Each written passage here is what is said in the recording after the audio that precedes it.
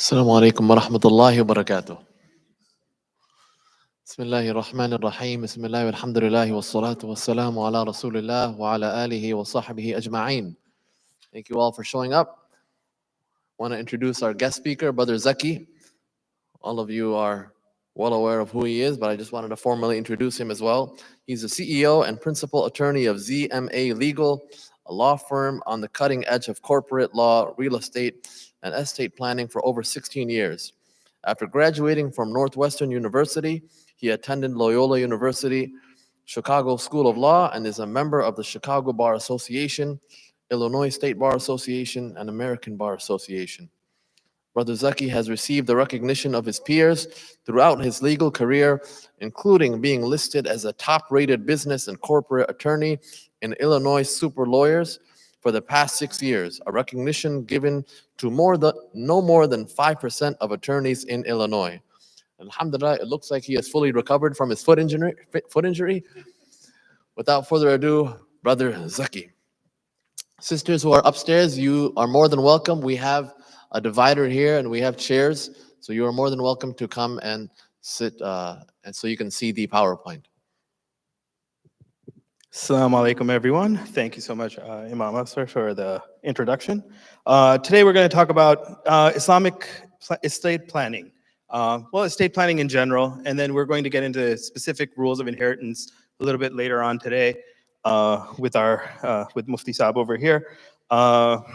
So today what we're going to cover is what is estate planning? What does that mean? Everyone hears, the terms estate planning. So what does that actually mean when we're talking about our own estates, our assets, whatever that might be?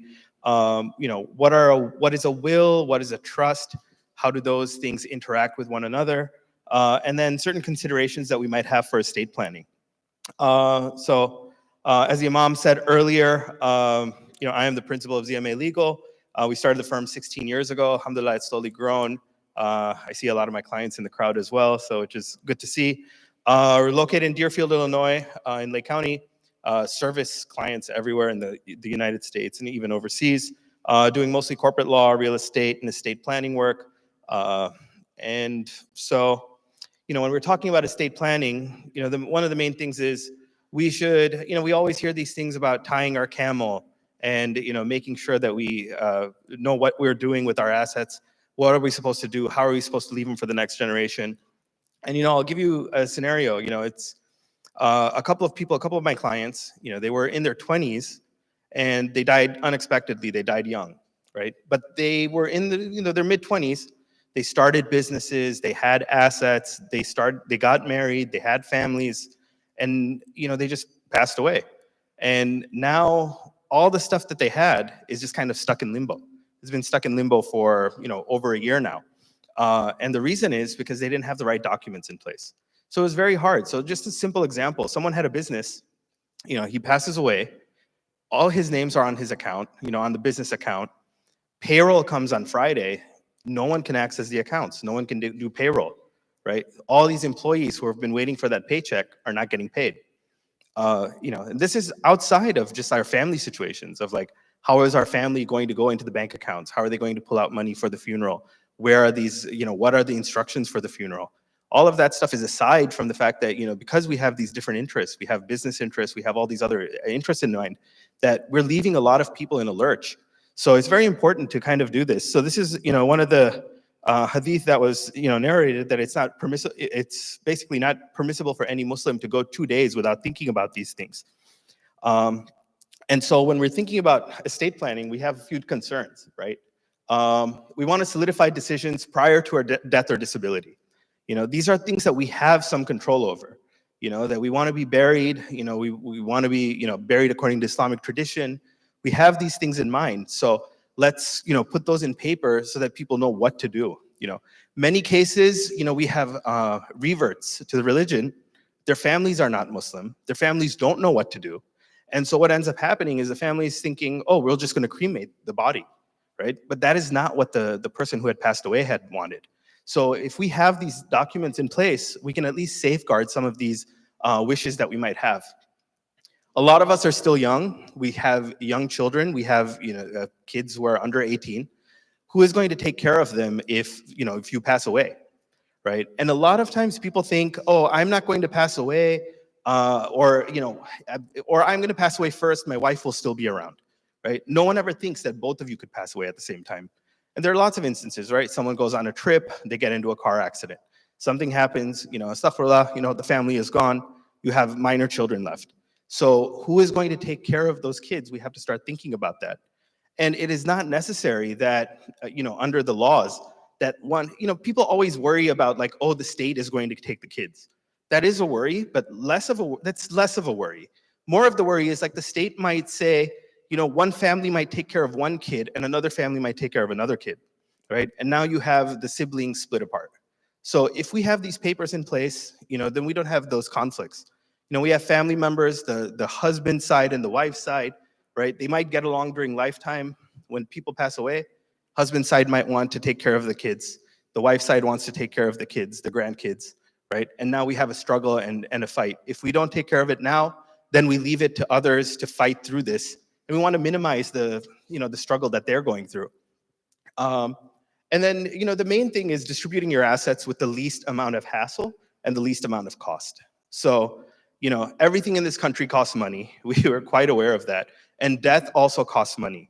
So how can we do it so that we are making minimal impact to our assets and making sure that the money that we save is actually going to our family members and going to the masjid and going to the charities that you wanted to donate to, and is not just going straight to just the government or lawyers. I mean, I don't do probate work, so I don't get paid from this, but those who do probate law, like, after you're dead, like they have you captive, right? They have your family captive to be able to take as much of the assets as necessary to go through that court case. So, we'd rather pay ourselves, our kids, than, pay other people. So what we do is when we start estate planning, there are, a few main documents that we have. We've got, the last will and testament, right? So what that is, it's a document that is just laying out your wishes. Where are your assets going to go? Where is your money going to go? Where are your children going to go? Then we have a trust document, and we're going to get a little bit more into these in a few slides. We've got a living will. A living will is your wishes of, if you're in an incapacitated state and there is no hope for survival, should we pull the plug? Should we not pull the plug? Now, I've had one client in 16 years who was like, no matter what, don't pull the plug on me if I am still breathing, right? And I tell him from the medical advice that I've heard is the worst idea ever. It's not pulling the plug and doing life-saving treatments on someone who is passing away is a very painful experience. But if someone has that wish, they should put it down in their documents. And then we have powers of attorney for healthcare and for property. So powers of attorney is basically someone is able to act like you. So they have the full authority to be able to sign documents on your behalf, to make medical decisions on your behalf, to do any of those things that you might have questions about opening a bank account, taking out money, which medications should we be taking. They have all of those, the ability to be able to do all of that. Powers of attorney are only good during your lifetime. Okay, so as soon as the person passes away, that power also expires. So we have to keep in mind of like, how are we going to use these documents together? So, if you die without a will, like, I don't know how many here have estate planning documents or a will or not, but if you die without a will, it's called dying intestate, okay? And what that means is you just don't have a will, and if you have assets in your own name, those assets need to be transferred through court, okay? And that court process is called probate, okay? A few problems that we have by going into probate, one is it's a court case. So anytime you go into court, that's a public hearing. So if we have assets that need to be transferred through the court, everyone will know who's getting that amount of money. The other thing is you have potential tax liabilities, right? If your estates are higher than a certain value, if your assets are worth more than what certain thresholds are, you'll end up paying a lot of taxes. And a lot of cases, we don't even realize it. If you're a business owner, sometimes you're treated as an S corporation. You might have some favorable tax treatments during lifetime, but as soon as you pass away, those treatments start to change depending on how you've set up documents or if you've not set up documents, right? If you wanted to leave something to someone, let's say you have no family in America and you left your S corporation business in America to someone outside of the US, who is not a resident of the US, right? Now, all of a sudden, the tax treatment changes on those documents, right? Of that corporation. It goes from an S corporation to a C corporation. There's immediate tax consequences to it. So we have to really think about like what we're doing when we go through our businesses to determine, have we done the right paperwork, not just on the will side of things, but also on our corporate side of things. The other thing, when you die without a will, it follows the local law, okay? So, many here are here because they want to hear about, the Islamic ruling on this. What does the Sharia say about how is, inheritance supposed to be transferred to the next generation? If we follow, we're in Illinois, so if we follow Illinois law and we don't have a will and we pass away, what we're basically saying is just go with what Illinois law says. So Illinois law says if you've passed away and you have a spouse and you have children, 50% will go to the spouse, the remaining 50% will go to the other children. Now, just anyone who has like even a little bit of knowledge about Sharia knows that that is not the distribution for Sharia, right? So that is one issue. The other issue is even if you die with a will, right? There are certain laws in place, right, that protect the surviving spouse.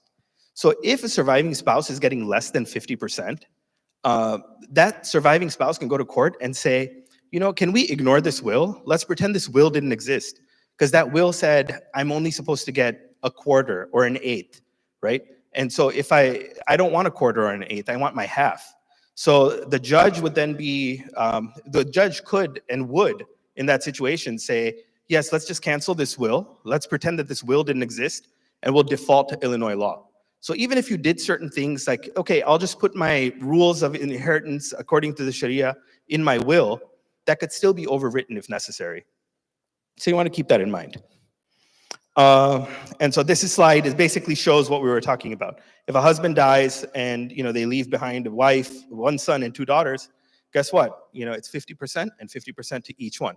And we all know, in the least, we all know that it's 2-to-1 when it comes to daughters and sons, right? So clearly this does not go according to the Sharia.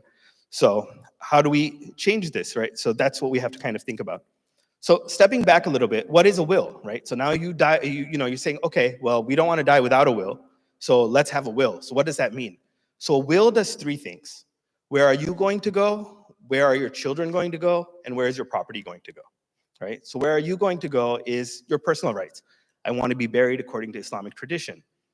I want to be buried in, at this cemetery.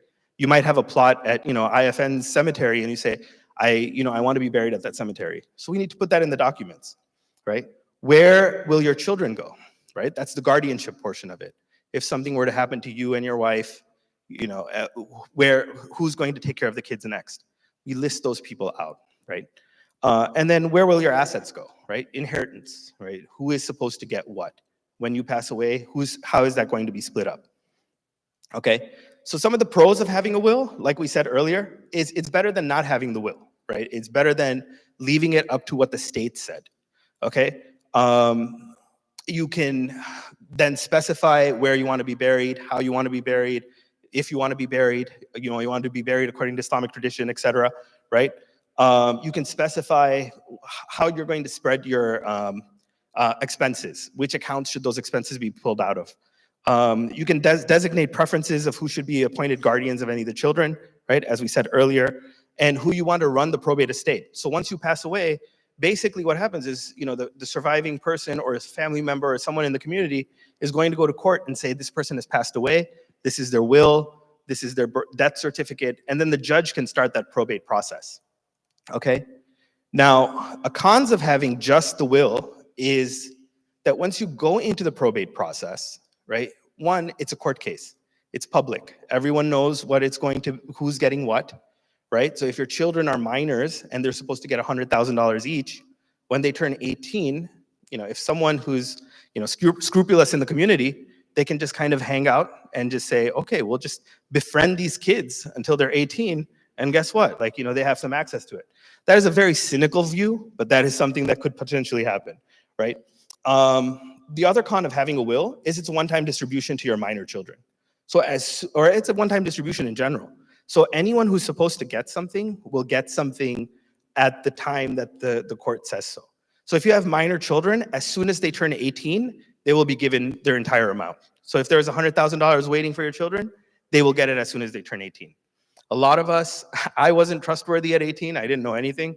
I still don't know anything. But at 18, if someone gave me $100,000, I would go buy a car, right? So how do we protect our children from the money that is their haq, right? It is their haq, but there are ways that we can still protect them from that. Wills can be contested, okay? So we hear about this all the time, right? Someone goes into court and says, oh, my uncle promised me his car. And now you're going through a mini trial within court to determine whether the uncle really promised this car to this person or not. That costs time, that costs money. In Illinois, in all of these, in Chicago and the collar counties, it takes about a year to get out of probate. So when we're trying to distribute assets, all of these things kind of take up all this time and money. And to challenge a will is free. Anyone can go into court and say, I was promised this by this person. And then you go through a little process of trying to figure out whether this is a valid will or not, et cetera, right? Sure. Sorry. So is that like if somebody said verbally, or do they have to have something in writing? I mean, if someone says something verbally, the question was if someone has to challenge, do they have to just challenge verbally, or is it in writing? It could be in verbal, right? The challenge is the challenge. Then we have to figure out whether that was true or not. So that just becomes, then evidentiary of, was this valid? Is there some writing that says this? Is there not? Right? So it just takes longer. And then a will only takes effect after you pass away. So during your lifetime, it's just a piece of paper, has no legal authority whatsoever. Anything that you wrote on that has, it means nothing during your lifetime. It only becomes a legal document after you pass away. I know you have a question. I think we're going to have a question and answer session. So if it's relevant, we can do it here.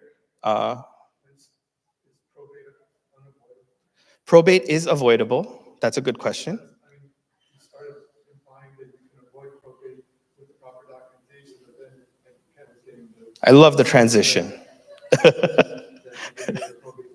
So yes, probate is avoidable, and either fully or to an extent.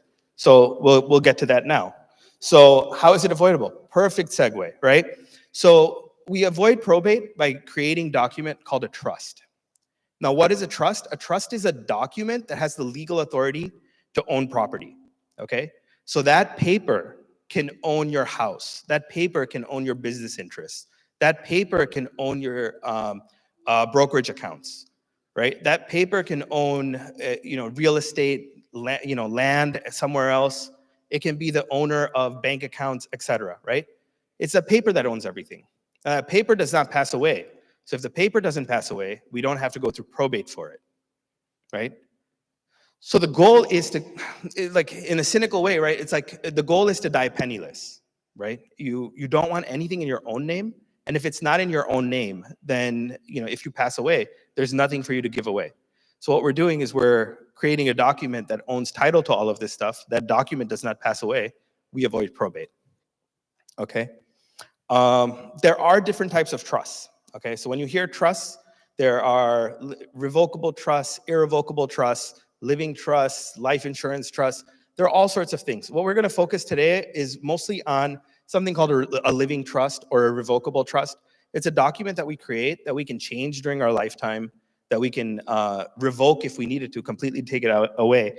But there are places and times where we want different types of trusts.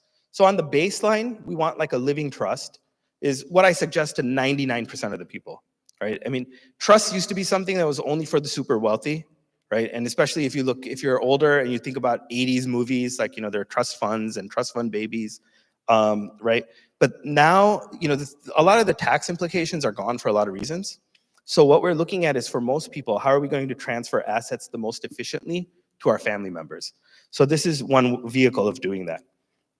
Now, if you have a trust, you still need a will, but it kind of changes the will. So instead, we'll still have a will, but if you have minor children, we'll still talk about guardianship in there. We'll still talk about personal rights. I want to be buried according to Islamic tradition, right? But inheritance, we'll have a catch-all. All we'll say is, if I haven't already put it into a trust, please put it into a trust. And so if you have assets that you didn't transfer over to the trust during your lifetime, at least you can do it afterward. You still have to go to probate for that process, but at least it'll be put into the trust, and then from the trust, it can be distributed however you'd like. So we still have wills, and there's going to be a will for a husband and a wife. If it's both of you, each person has their own will, and then we have trusts on top of that. And how those trusts are formed just really depends. So a way a trust works is you have, this document that is created, and that document has a grantor. What a grantor is someone who set up that trust, who's funding that trust. Okay, and then you have beneficiaries. Beneficiaries are the people who are benefiting from that trust, right? So if in a simple situation, right, if you have a house and you transferred that house into a trust, right, and then you are living in that house, right, you're benefiting from it, you are the beneficiary, but you also put that house into the trust, so you're also the grantor. Now you have the authority to be able to take that house and be able to sell that house. That authority makes you a trustee. Right? So you're assigning the authority to be able to sell this house. Now you sell that house, you have money that comes in, that money goes to you, you can use that money, you want to go travel with it, right? You are the beneficiary, you're benefiting from it, right? And what we do is, over time, the beneficiaries generally during your lifetime is you and your spouse, right? And then after you pass away, then it's the children who take over, or whoever else is supposed to be the beneficiaries. You name who those beneficiaries will be. Okay, so this is just like a simple example of how a trust works, right? We have, husband and wife, they own a house, they own bank accounts, whatever it might be. They transfer that property into that trust, right? By doing, like, if it's a house, we do a deed, right? So when you bought the house, the seller wrote a deed out and it said, we are giving you the house, and then you are the people who are receiving it. We do something similar, except you are giving the house to the trust, okay? So that's what we would do.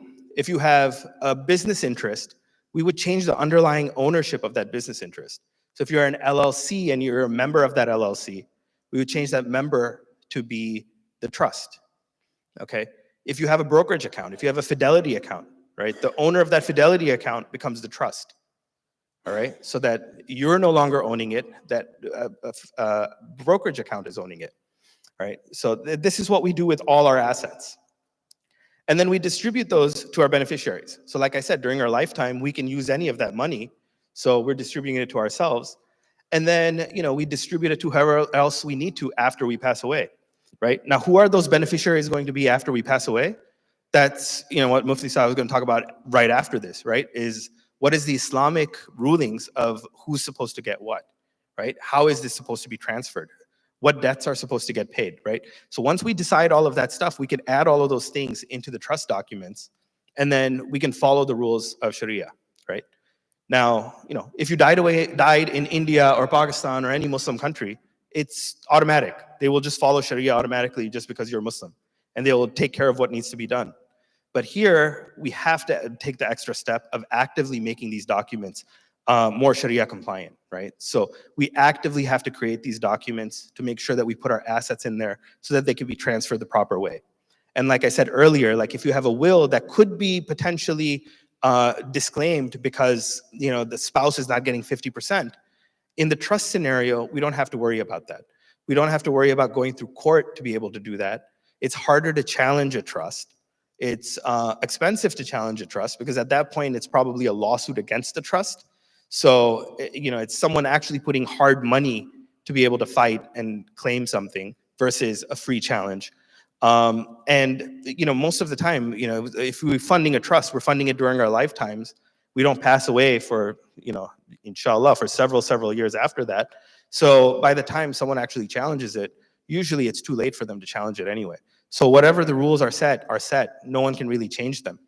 The other benefit of having everything in trust is because we don't go to court, no one knows who's getting what.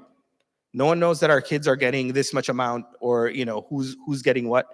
And also because it doesn't have to be a one-time distribution. So we can say that, okay, this money can be used by our kids. It is their haq to use this money. But this money should first be used for educational purposes or their well-being or their wedding expenses, right? And then only after that, if there's anything extra that's remaining, then they start using it for their discretionary spending, etc. So we can kind of create a little bit of governance there.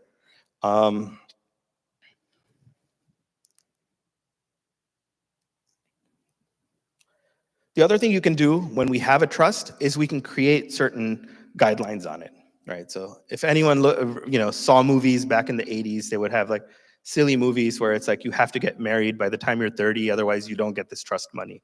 And then people would like scramble to find a bride, right? So now we don't necessarily have to do that, but you can incentivize people from not having bad habits. You can incentivize people by doing certain things. So if someone if any of our children fall under the rules of Islam, like if you're not a Muslim, you're not necessarily entitled to that distribution of inheritance if you fall out of the fold of Islam. If that's the case, you can put in your trust documents, if that were to happen, my child does not get this, or they will only get it if they stay Muslim, right? So you can create certain things, or if they have bad habits, right? You can try to hedge against those bad habits, right? If they continue to smoke, then they will not get this money, right? You can create certain things like that if you wanted to. Not that most people do, but you have the option to do it that way. And the other good thing about a trust is it's valid during your lifetime as well. Okay, so how I said that a will is only valid after you pass away? A trust is valid when we form it. So even if you're incapacitated, we can use that trust to be able to do what we need to do. Someone can go in and change bank accounts, sell the house, do whatever is necessary to make sure that business is continuing, and you can do whatever you need to do. We're gonna talk about this a little bit later today, right? But considerations of Sharia in distributing assets, we have to figure out how are we going to think this through, right? One of the biggest things is like almost all of us here, especially in the United States, right? We have joint bank accounts. So the way joint bank accounts work is any one of those people who are on the joint bank account could go in and take out that money, right? So if you have $100, the husband can go out and take out that $100, the wife can go out and take out that $100. This concept is a little foreign to Islam, right? Because if you put in $100 into a bank account, there's usually some kind of proportion that one person has, this percentage of it, the other person has this percentage of it. It might be $99 belongs to the wife and $1 belongs to the husband. So if we're doing these documents, we kind of have to think these things through too. There's an activeness that's involved when we try to do things according to the Sharia. And that activeness is, if we have these accounts, how are we dividing them up? How are we saying that this actually belongs to one or the other, right? So we have to think about that. The other thing, people are like, oh, the rules of Sharia are so difficult. How are we going to distribute it according to the rules of Sharia, right? But what we have to keep in mind is, you're alive. So during your lifetime, you can give however you want to. If you wanted to give 100% to the masjid, you can give 100% to the masjid. No one can stop you. If you wanted to give 100% to your daughter, right? Or give equally to your children, if you have a boy and a girl and you want to give them each 50%, during your lifetime, you can do whatever you want to. Those rules are only codified after you pass away. So, the incentive really is, like, if you don't want to follow those rules, we should be doing what we need to try to give away our wealth during our lifetime. It's very challenging to draft documents in the United States that are like 100% Sharia. We try to get very close to it, and like you'll hear like Sharia compliance stuff and this and that, but it's very hard just because of the way the system is, right? And one example is what I just talked about, like, joint savings accounts, right? That's the one small example. Like, so if you have accounts like that, how are we supposed to do it? It makes it a little bit more challenging. It's a little bit difficult, but we can get really close to it. It's just our active involvement in doing it. The other, divisional shares we can talk about a little bit later on today, of how that's going to work. But there are other considerations where we do it. I can skip some of these slides because we'll talk about it a little bit later today.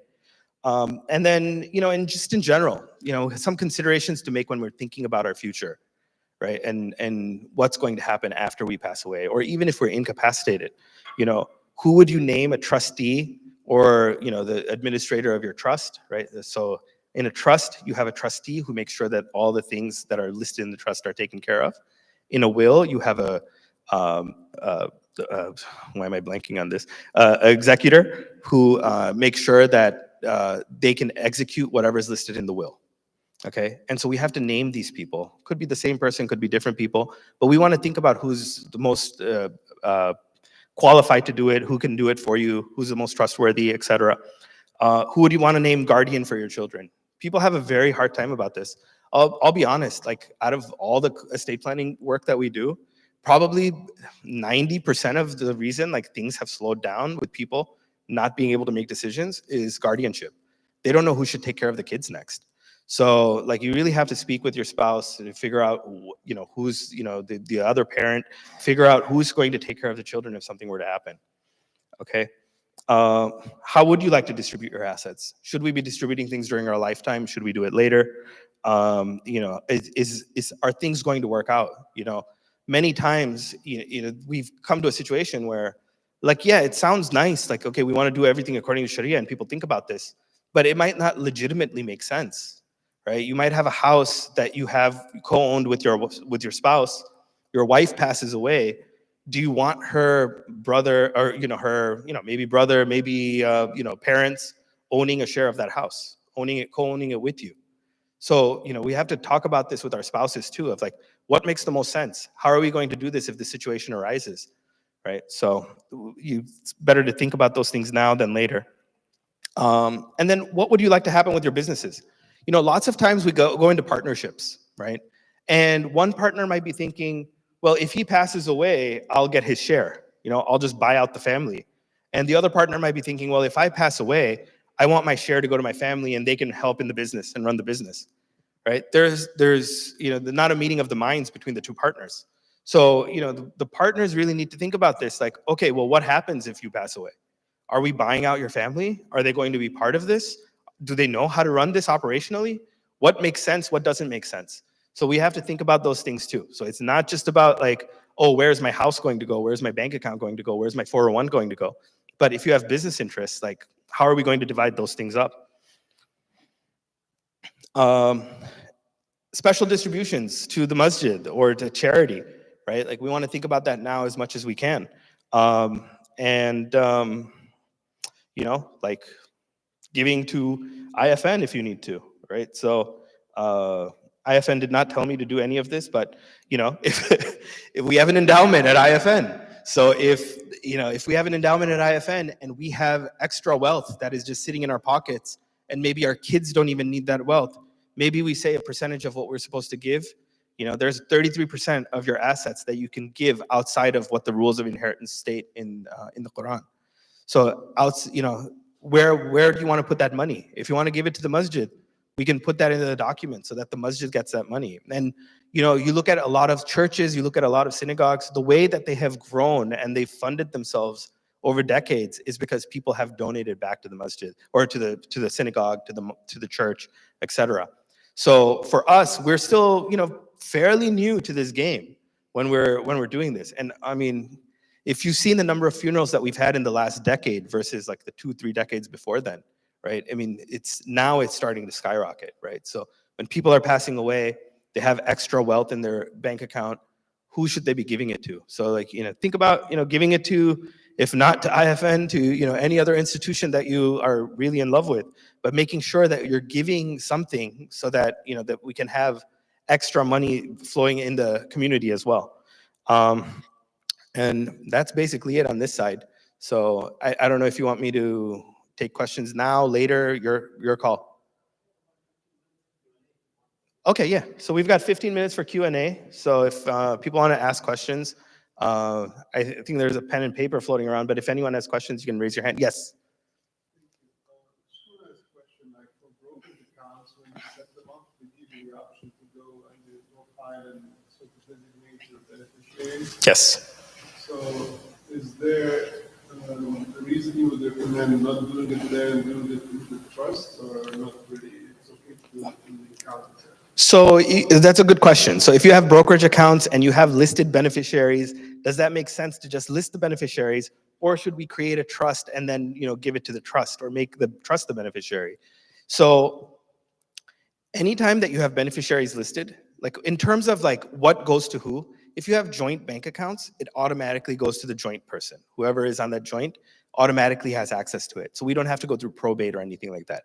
Anything that has a beneficiary designation goes directly to that beneficiary. So if you say in your beneficiary document or in your brokerage account that I want my spouse to be 100% beneficiary, right? She will get that 100% upon your passing, right? Now, if we want to do it according to Sharia, for instance, right? And even if you wanted to do it according to Sharia in your beneficiary designations, you can do that. But what would happen when you do that is your life circumstance changes day to day, right? Right now, you might have a wife and 2 kids. Tomorrow, you might not, right? And so depending on that designation, you have to keep on going back and saying, okay, we have to change this now because I have a new circumstance. Oh, my father just passed away. Now I have to change this designation again. Whereas if you make the trust the beneficiary or the owner in that situation, right? Now the trust knows it's more of a breathing document where it's automatically assuming the situation you're in on that day. So the day you pass away, it'll see what your family situation is and it can divide accordingly, right? So it makes more sense to be able to do it that way. It's not that it's wrong to be able to just write the designation, but if you want more control over it, you can have more control by doing it through the trust itself. It's a good question. Yes. Brown hoodie. So you have a trust document that was written in another state. Now I relocate to Illinois. Should I go to Minnesota now to Illinois? So should I rewrite the trust document?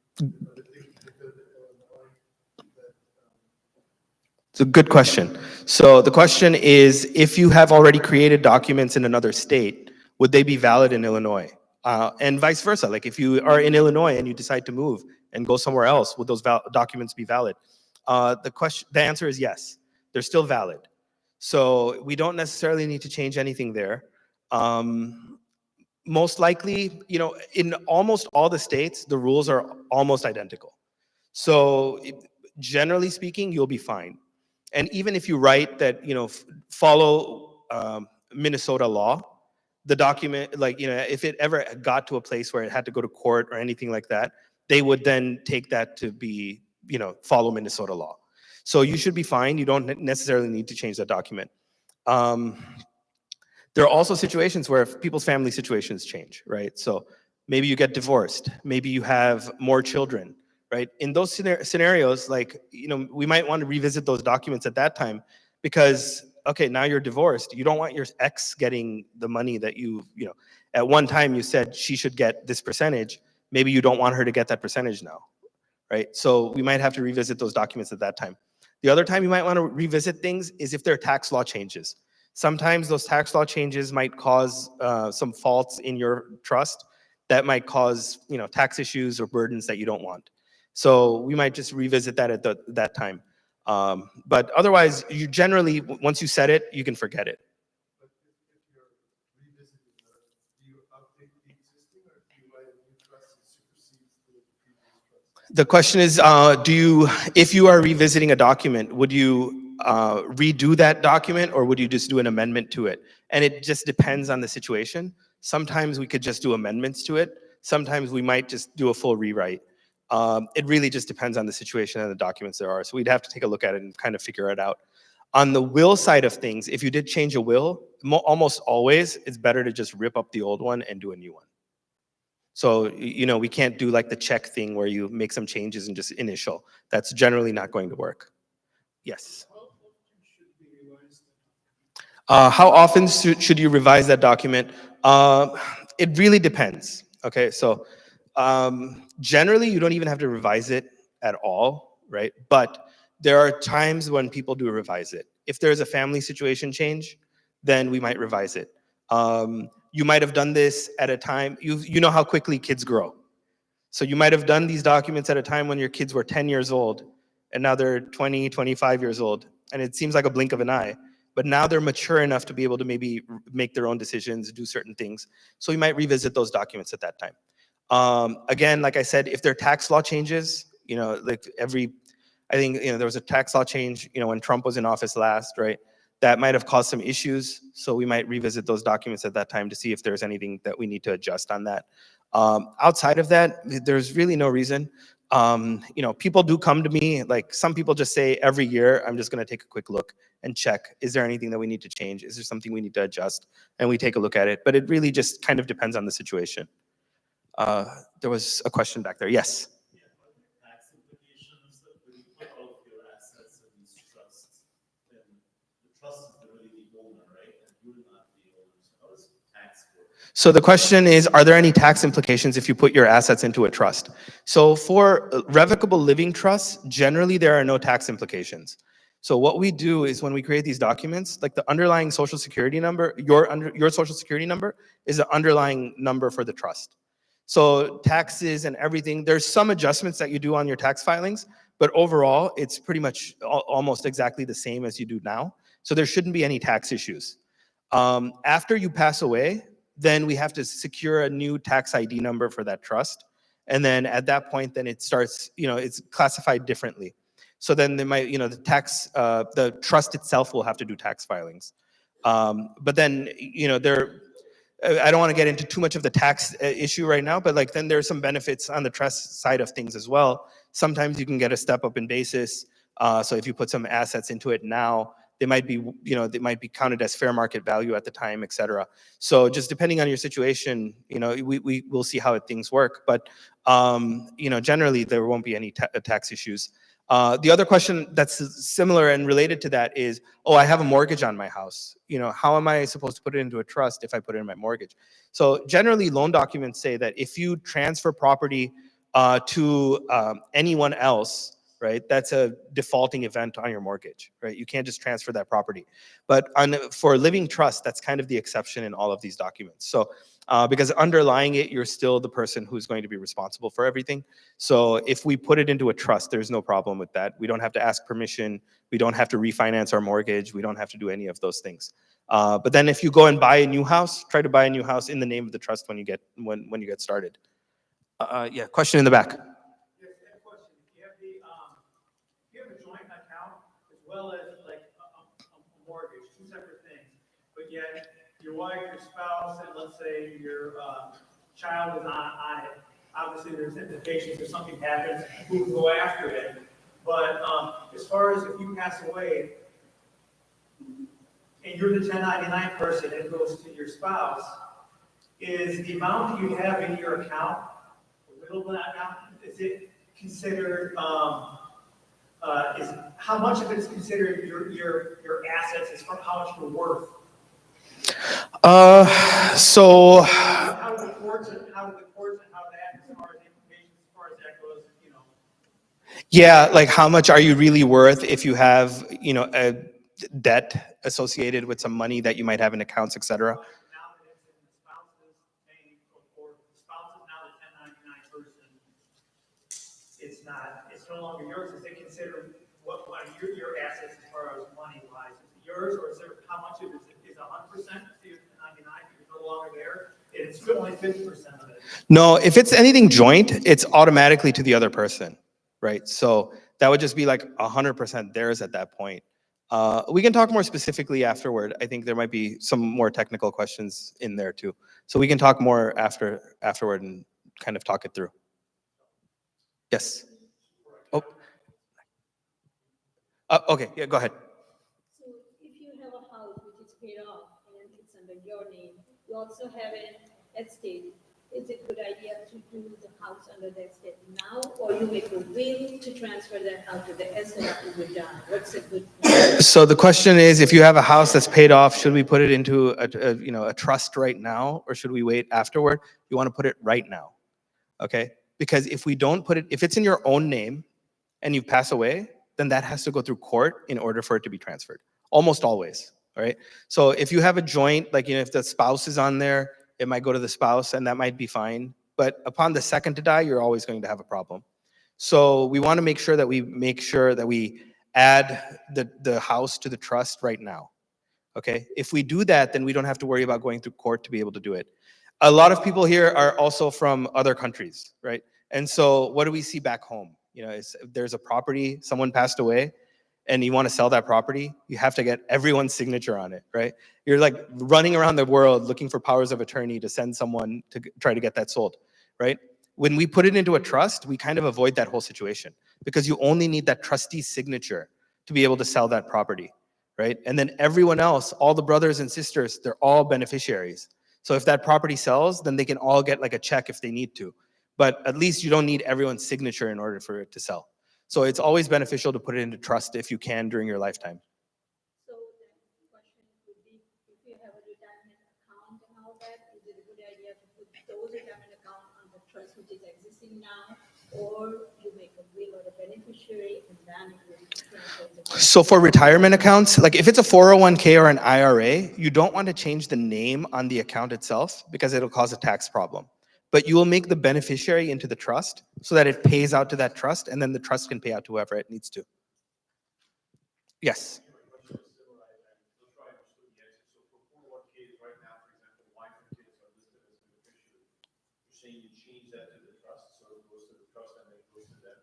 Yes. Yeah. So if you have a 401k and right now you have wife and kids listed as beneficiary, you'll go to your 401k company and say, I want to do change of beneficiary.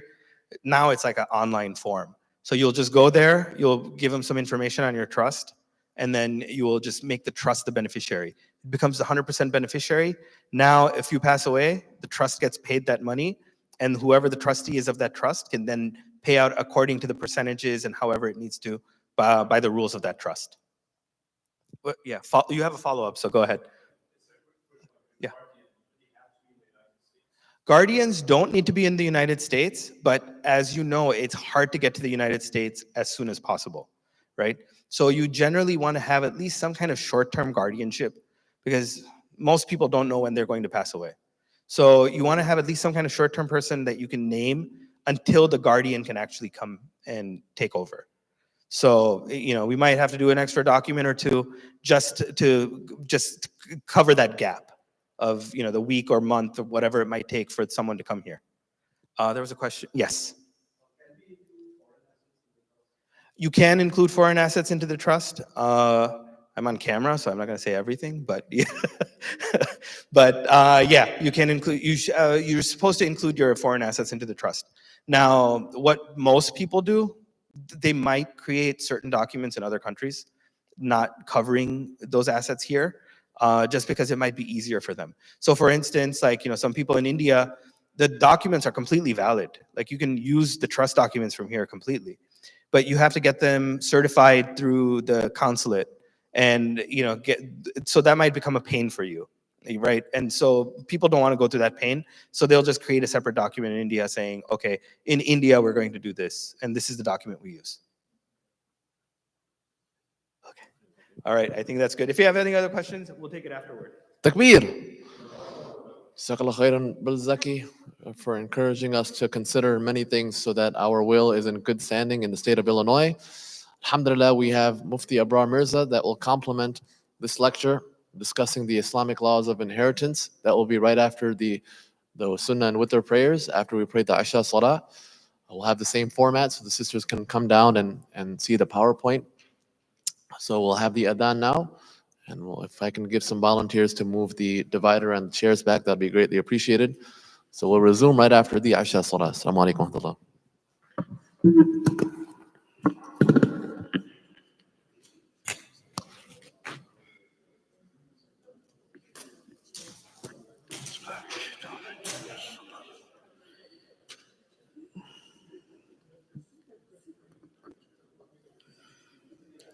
الله أكبر الله أكبر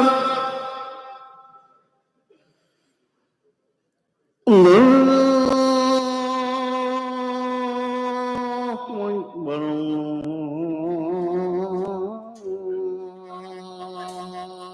أكبر أشهد أن لا إله إلا الله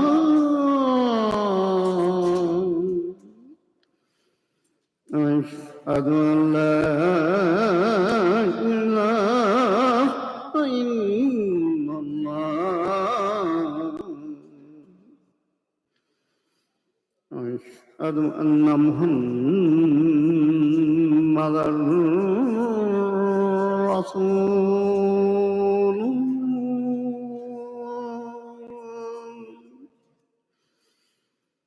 أشهد أن محمدا رسول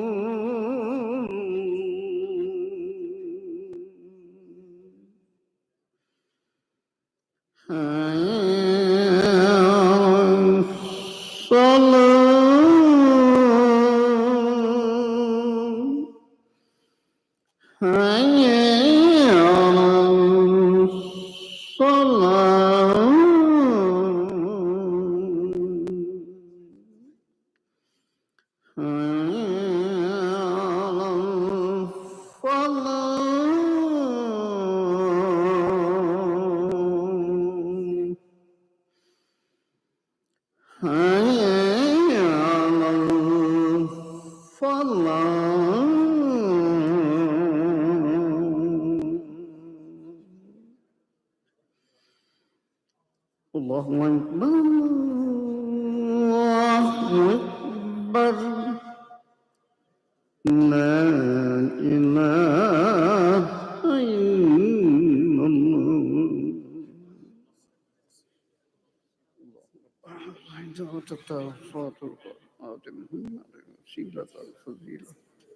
ثم كان محمودا الله وحده فلا تخلف الميعاد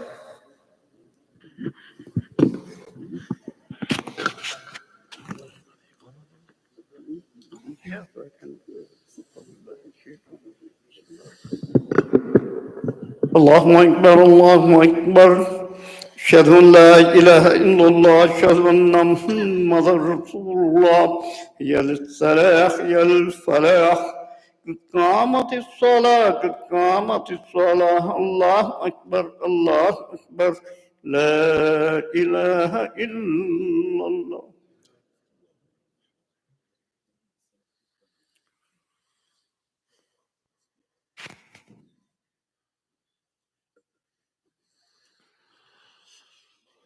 الله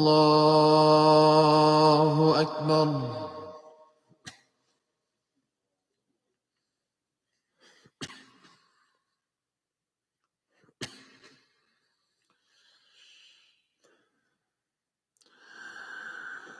الحمد لله رب العالمين الرحمن الرحيم مالك يوم الدين إياك نعبد وإياك نستعين اهدنا الصراط المستقيم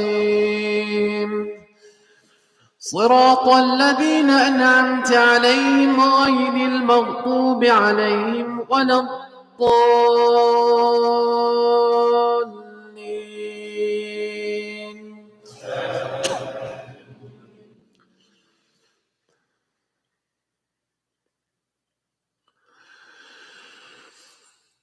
قد أفلح المؤمنون الذين هم في صلاتهم خاشعون والذين هم عن اللغو معرضون والذين هم للزكاة فاعلون والذين هم لفروجهم حافظون إلا على أزواجهم أو ما ملكت أيمانهم فإنهم غير ملومين فمن ابتغى وراء ذلك فأولئك هم العادون والذين هم لأماناتهم وعهدهم راعون والذين هم على صلواتهم يحافظون أولئك هم الوارثون الذين يرثون الفردوس هم فيها خالدون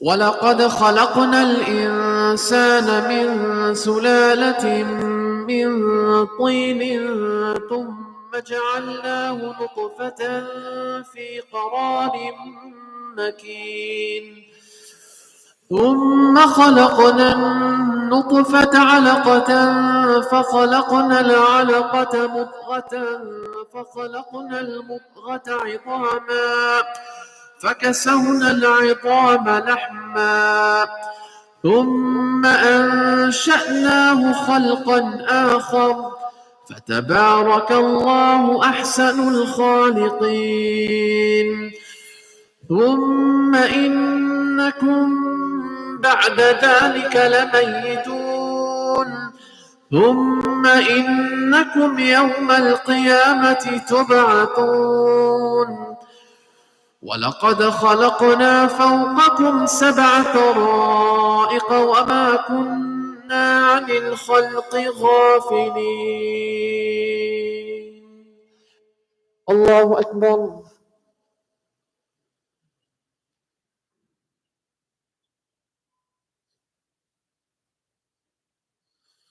سمع الله لمن حمده.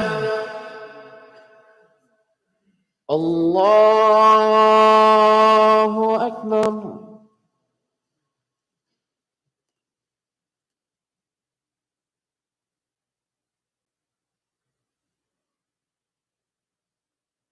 الله أكبر. الله أكبر.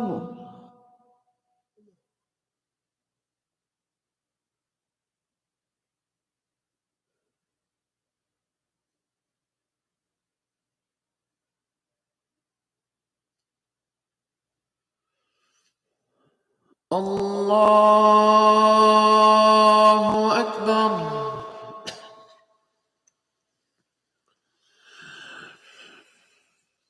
الحمد لله رب العالمين الرحمن الرحيم مالك يوم الدين إياك نعبد وإياك نستعين اهدنا الصراط المستقيم صراط الذين أنعمت عليهم غير المغضوب عليهم ولا الضالين.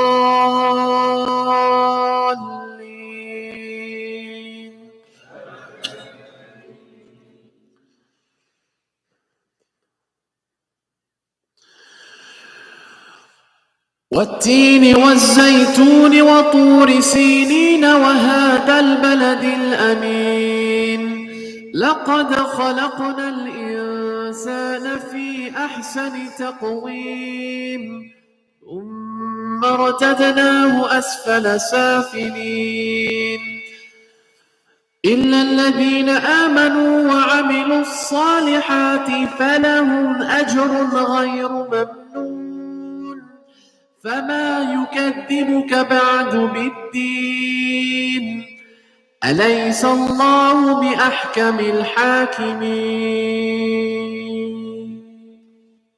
الله أكبر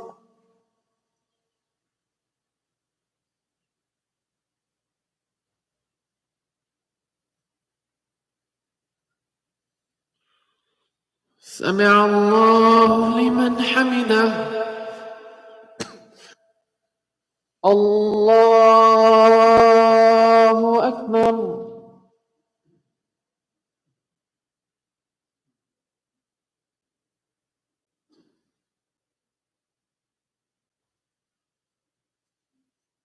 الله أكبر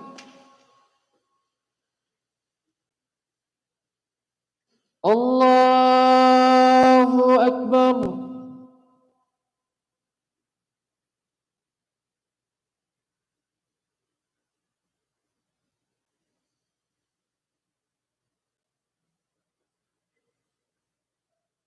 الله أكبر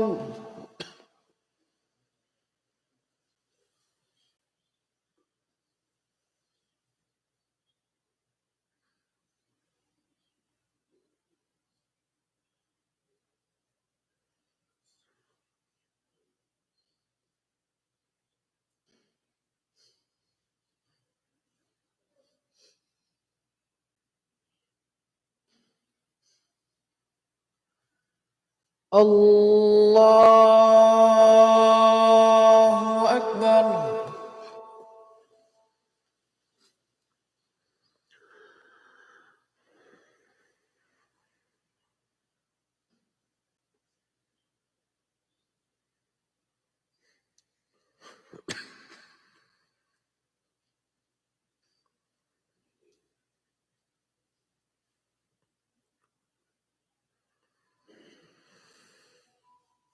الله أكبر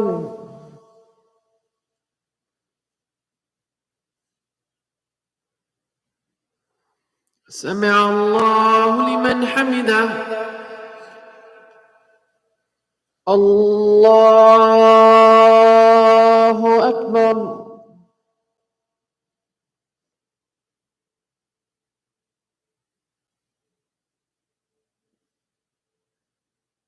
الله أكبر الله أكبر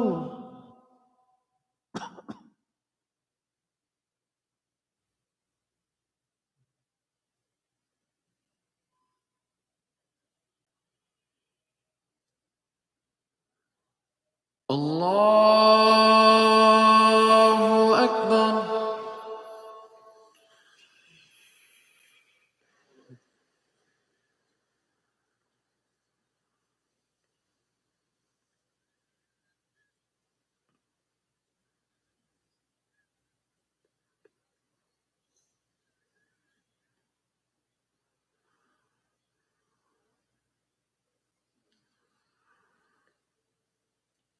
الله أكبر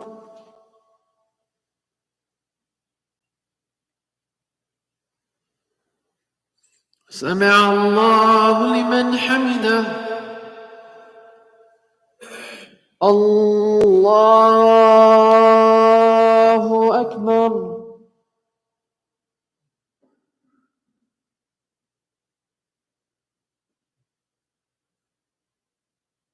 الله أكبر الله أكبر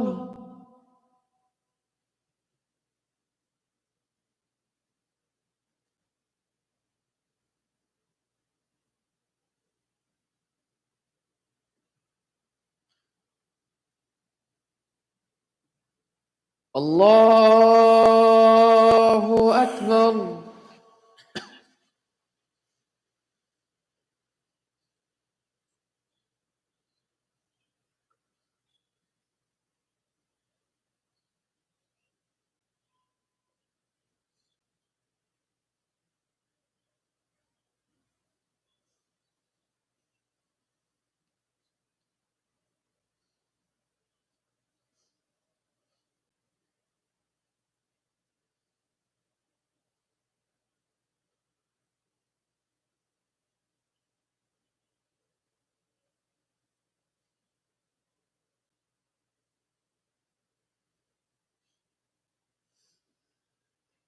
السلام عليكم ورحمة الله. السلام عليكم ورحمة الله. استغفر الله استغفر الله.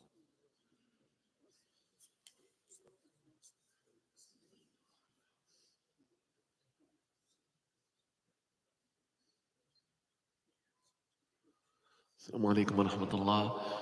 One announcement I forgot to make in the Jummah khutbah is that we, alhamdulillah, are restarting our convert care program. We have a separate sister who will be teaching the sisters, Sister Nuha. Alhamdulillah, she has been teaching them for several years and she has several years of experience. The sisters love her. And we have Brother Abu Ziyad, our own IFN religious committee member, who will be teaching the brothers from 9 a.m. to 10 a.m. on Sundays for the brothers in the LRC. And for the sisters, I believe it's 3 p.m. to 4:30, but I will send the flyer and we will send the flyer inshallah tonight or tomorrow morning. So if you know any new Muslims, any converts, even if you are a born Muslim, but you've never learned the Fard Ain, this is open to you as well. So once again, convert care class, Islam 101 class for the brothers. It will be from 9 a.m. to 10 a.m. in the LRC, and for the sisters, it will also be in the LRC, but the timings for the sisters will be 3 p.m. till 4:30 p.m. Inshallah, after the Sunnah and with our prayers, we will resume our workshop on inheritance according to Islamic law. Assalamu alaikum wa rahmatullah.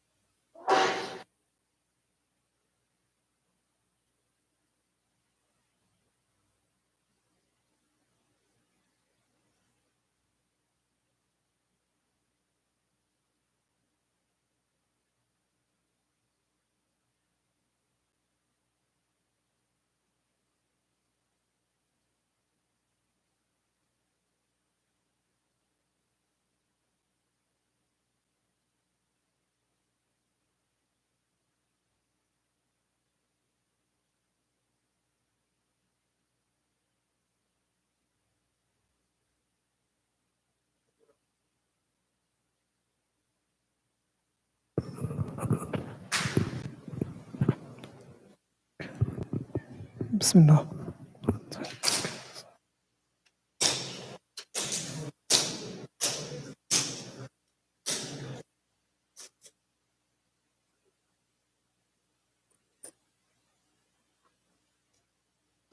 Once again, the sisters, if you want to come downstairs, we will have the chairs set up so that you are able to see the PowerPoint.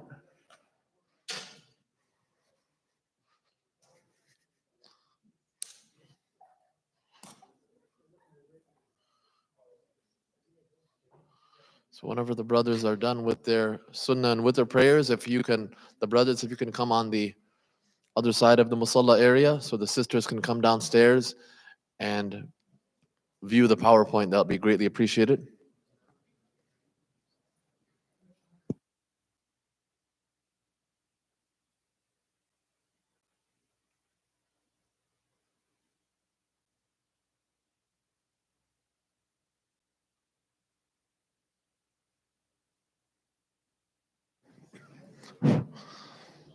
Mufti Abrar began his Arabic and Islamic studies at Benedictine University while enrolled in a degree program in information systems.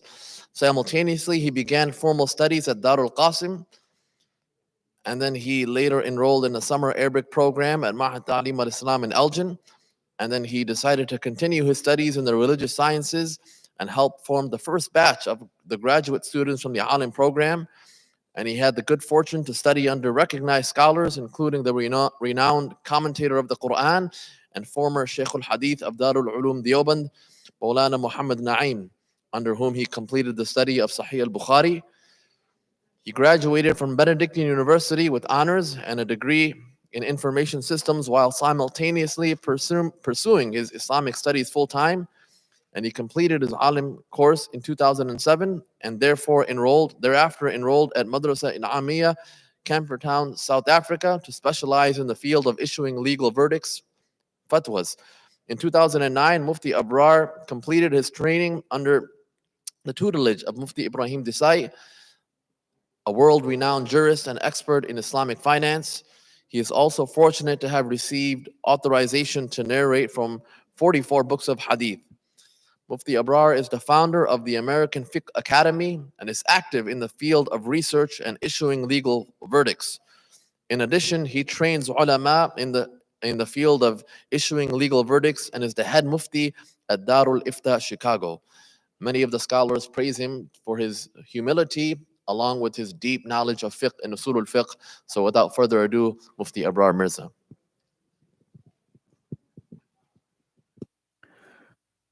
السلام عليكم ورحمة الله وبركاته.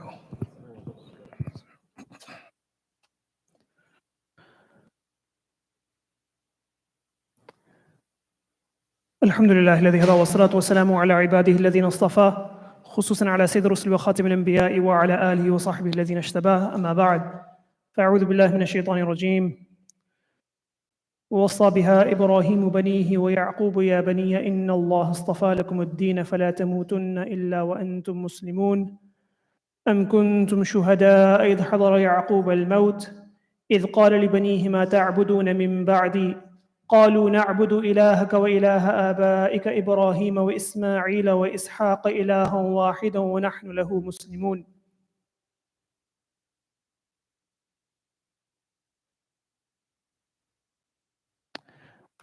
Dear brothers, respected sisters, first of all, I want to say Jazakumullah khairan to Imam Asfar for inviting me, and then for all of you for coming and everyone else who's helped with the arrangements. And actually, I live about 60 some miles from here. I took like an hour 15 to get here. Normally, I would have talked to Imam Asfar and said, let me try to find you somebody closer, but it's really hard to say no to Imam Asfar. And I think the last time I was here was pre-2000 and maybe 2005 or so. It's been like almost 20 years. I think the masjid was new at that time. So it's good to be back here. Allah. Inshallah, today we'll talk about the Islamic aspect. So Brother Zaki talked about some of the legal execution of it. And I'm going to talk about how we look and prepare for death, and what is to follow thereafter as well. So the inheritance, sort of, if you look at it in the timeline of events, comes further on. There's a few things that happen prior to the time when it's the time for distributing your estate. So we'll talk about, inshallah, from the beginning of that journey to the end as well. And the goal here is to understand our approach toward death of oneself and a loved one, and also to take the necessary actions, inshallah. We'll cover a few topics here. First, we'll start with preparation for death. Just all of us know it's going to be a time. How do we prepare for it? Talk about reacting to death. So a loved one passes away. What is our approach there?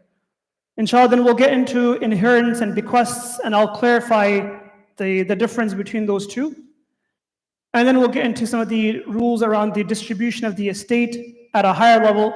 As Brother Zaki had mentioned in his talk, the exact percentages of who gets how much varies based off of circumstances. So who's alive within your family, how many children you have, are you married, are parents alive, so on. So we won't get into all the different inherent scenarios, because that really varies for an individual. If anybody has any questions on what is the distribution in their specific case, you can contact me afterward, and we can get the numbers for you that are specific for you. But otherwise, we'll talk about sort of the broader concept. And then there are certain misconceptions around the topic as well that I want to just address really quickly, and then we'll end with some practical advices that pertain to just the distribution of the estate. Inshallah, we'll have at the end, I don't have it on the agenda, but at the end we'll have time for Q&A. Generally, Q&A works well. If we have it written, inshallah, then I'll just ask Imam Asfar or somebody maybe to help just collect the note cards when we get to the practical advices part. And then, inshallah, we'll take questions, preferably in that manner. Now, the first where we have to start from is preparation for death. Okay?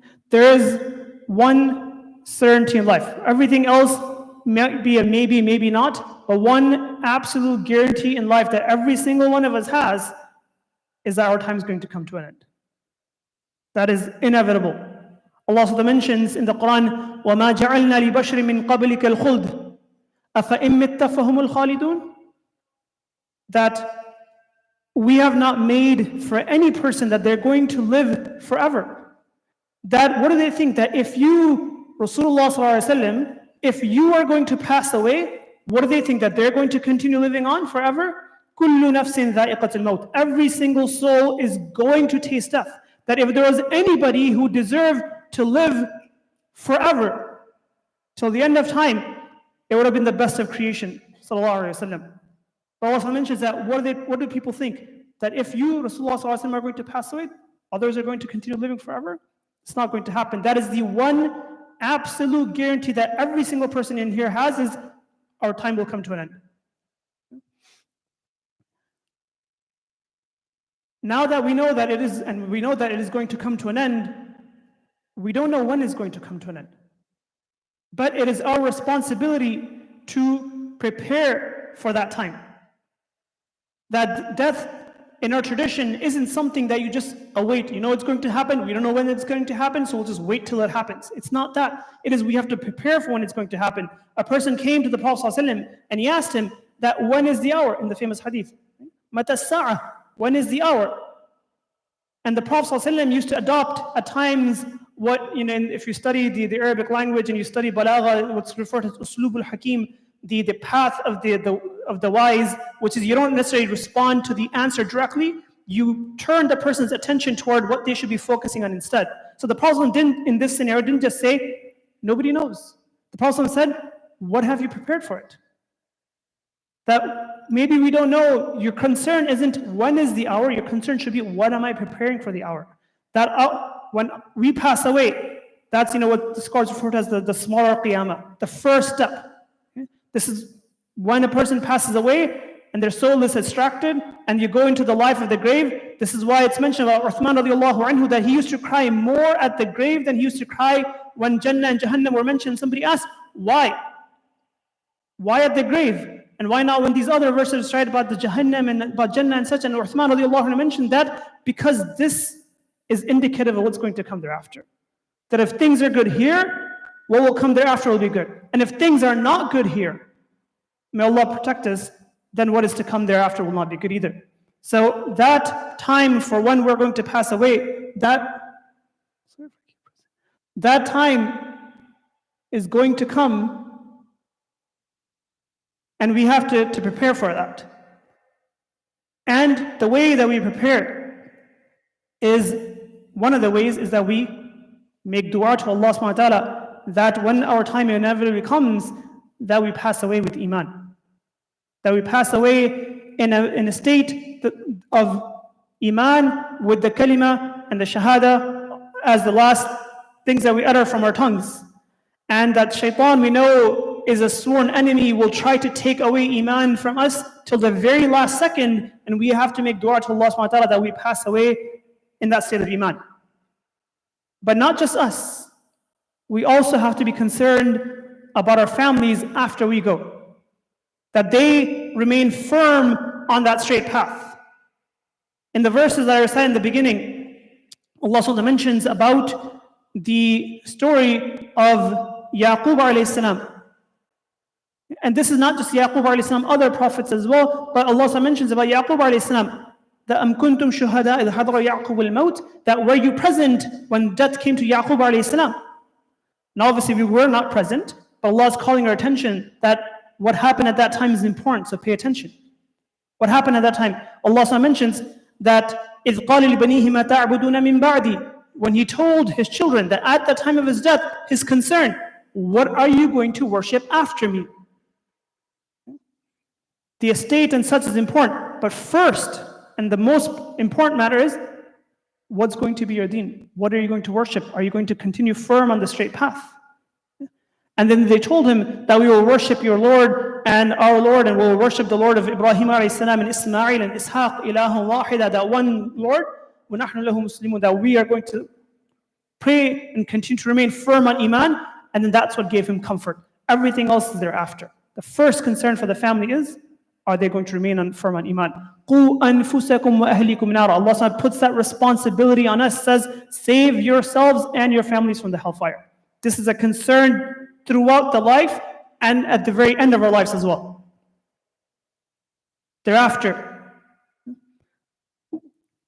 one other thing I'll mention about advising family. Advising family is going to be on remaining firm on the path of Allah subhanahu wa ta'ala, yes, but also other matters in terms of ensuring that when we pass away, that we advise the family that do not do anything that is contrary to the sunnah, do not do anything that is contrary to the deen of Allah subhanahu wa ta'ala. Be mindful of how you grieve, be mindful of what you say in that time.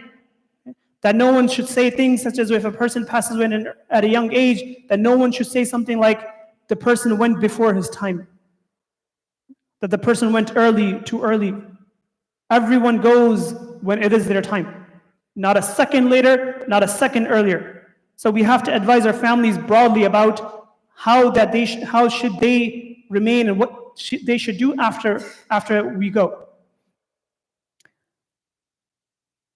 Thereafter, one of the ways that we have to prepare for our death is that we need to ensure that our debts are paid off, that especially our unsecured debts are paid off.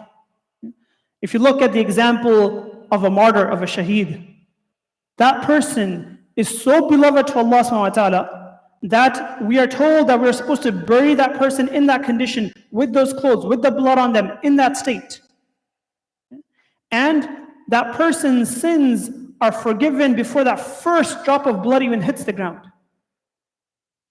But even about that person, in the hadith in Sahih Muslim, the Prophet mentioned, it's from Abdullah bin Amr ibn al-As radiallahu anhu, that Rasulullah said that يُغْفَرُ لِلشَّهِيدِ كُلُّ ذَنْبٍ إِلَّا الدَّيْنِ, that every single sin will be forgiven for that martyr except for debts that they needed to take care of. And the Prophet ﷺ initially would not even pray a person's janazah if that person had any debts on him at the time of his passing. It's mentioned, Jabir radiallahu anhu mentions hadith in Abu Dawood, and similar wordings come in Sahih as well, Bukhari and Muslim, that Rasulullah ﷺ, about him, he mentions that كان رسول الله صلى الله عليه وسلم لا يصلي على رجل مات وعليه دين. The Prophet would not pray janazah on a person who passed away, and he passed away in a state that he left behind debts. And then he mentions the story and says, فَأُتِيَ بِمَيِّتٍ فَقَالَ أَعَلَيْهِ الدَّيْنِ قَالُوا نَعَمْ دِينَارًا. That once a body was brought, so the Prophet asked, is there any debt on this person? So they said, yes. How much? 2 dinars. 2 dinars, that's it. But what did the Prophet say? He said, صَلُّوا عَلَى صَاحِبِكُمْ. That you guys go ahead and pray on your companion. He didn't leave that janazah. Until Abu Qatada radiallahu anhu al-Ansari. This is the love that the Sahaba had between them and the Muslim unity that they had. So Abu Qatada radiallahu anhu, he stepped forward and he said, Huma aliyya ya Rasulullah. That those 2 dinars that he left behind in debt, they are no longer on his head, they're on my head now. I take over that debt. So then, when this deceased person was relieved of those debts, somebody else took the responsibility, then the Prophet ﷺ prayed janazah over that person. And then later on, it's mentioned the hadith that فَلَّمَا فَتَحَ اللَّهُ عَلَى رَسُولِ اللَّهِ صَلَّى اللَّهُ عَلَيْهِ وسلم قال أنا أولى بكل مؤمن من نفسه فمن ترك دينا فعلي قضاؤه ومن ترك مالا فلورثته. That later on, when Allah subhanahu wa ta'ala granted the Muslims wealth that came in, then the Prophet ﷺ said that I am more closer and caring for the believer than even their own family, even their own self. And then the Prophet took the responsibility that if any person passed away and they had any debt, then the Prophet would settle that debt from the wealth that came to the Muslim hands. And he said, but if anybody leaves behind any wealth, then that is for their inheritors. But it shows the importance and the seriousness of a person passing away, leaving debts unsecured. It was just a couple of weeks ago, I had a question come in, and the person was asking that multiple members of their family were seeing this person mentioning that they're seeing their father pass away, and the father passed away in a state of debt. And there's credit card companies and other companies, car companies, who are asking for their money, but the father passed away, did not leave behind enough wealth to cover the debts. And now they're seeing dreams of their father, and he's half uncovered in his body, and he's in a distressed state. Allah knows, what this the interpretation, that the realities there is. We make the Allah subhanahu wa ta'ala forgives, and Allah subhanahu wa ta'ala allows that everybody who passes away in a state that they have no accountability and they have no responsibilities that were not taken care of before their passing. But this is a serious matter. Now, we said every person's time will come, like our time will come. Sadly, our family's time will come as well. Different members of the family, close ones, friends, teachers, whoever. And we have to know what is the proper way to react in those cases. Grieving is natural. Grieving is natural. But even in that time, the laws of the Sharia must be adhered to. We know at the time when the Prophet's son, Ibrahim, passed away. At that time, there was an eclipse, and some of the Sahaba said that this is, in reaction to the sadness that's happening here with the situation. And the Prophet mentioned, and he clarified, he said that no, the sun and the moon do not eclipse for the death of anyone. He clarified to them that no, you have to be careful of what you say. And he mentioned, he had said that at that time, the grief that the Prophet had at that time, he said that if that amount of grief were to fall on the mountain, it would crumble. Just the weight of the grief that the Prophet had. But he said that the eyes tear and the heart is saddened. But وَلَا نَقُولُ إِلَّا مَا يُرْضِي رَبَّنَا. But we do not say anything except that it should be pleasing to our Lord. إِنَّا لِلَّهِ وَإِنَّا إِلَيْهِ رَاجِعُونَ. That truly we belong to Allah subhanahu wa ta'ala, and to Him we shall return. That in that, sabru inda sadmatul ula, that the patience is when that first strike of grief hits, we have to ensure that we carry ourselves in a manner that is in accordance with the rules of Allah subhanahu wa ta'ala, according to the sunnah of the Prophet sallallahu alaihi wasallam, that we do not say things that are inappropriate, that we do not react in ways that are inappropriate, that we remain composed. And yes, grief, we will grieve, everybody grieves. but in a manner that doesn't contradict the laws of Allah subhanahu wa ta'ala. Thereafter, we have to ensure that although we are in our grief, we should not delay the janazah. The janazah should be rushed. It should not be delayed. It's not in our tradition to wait for janazahs until a couple of days, until people from different places come and so on. The janazah is to be rushed. That person has passed away. It is now our responsibility as a community. It's fard kifaya on the community. It's a communal obligation that that person's ghusl must be done, and they must be taken to where they need to be taken, which is into their grave. That cannot be delayed. The Prophet mentioned to Ali radiallahu anhu, gave him advice, he said, Ya Ali, thalathun la tu'akhirha. 3 things, do not delay them. As-salatu idha atat, wal-janazatu idha hawarat, wal-ayyimu idha watata laha kufun. That prayer time when it enters, don't delay the prayer. Janazah when it is brought, do not delay the janazah. And unrelated to this topic, but an important one within our community as well, that somebody who's looking and is capable of getting married, that if you find a suitable match, do not delay that. It's not about let them first finish med school, let them first do this, and let them first do that. If you found a suitable person, then that marriage should not be delayed. And then we should pray for that person, do acts of sadaqah and such. There's different things that are mentioned in the hadith about, a well, and there's different forms of sadaqah jariyah that can be done. We should ensure that that person has now passed away. Every single thing that we can do, we have done in our lifetime. Once we pass away, there's nothing we can do. All that will benefit at that point is anything that we have done as sadaqah jariyah, continuous sadaqah in our lifetimes, and other people's du'as and other people's actions. So we need to make sure that we are also remembering them. Everyone at the time when the person passes away will remember them, but we have to ensure that even thereafter, we're continuing to make dua for them.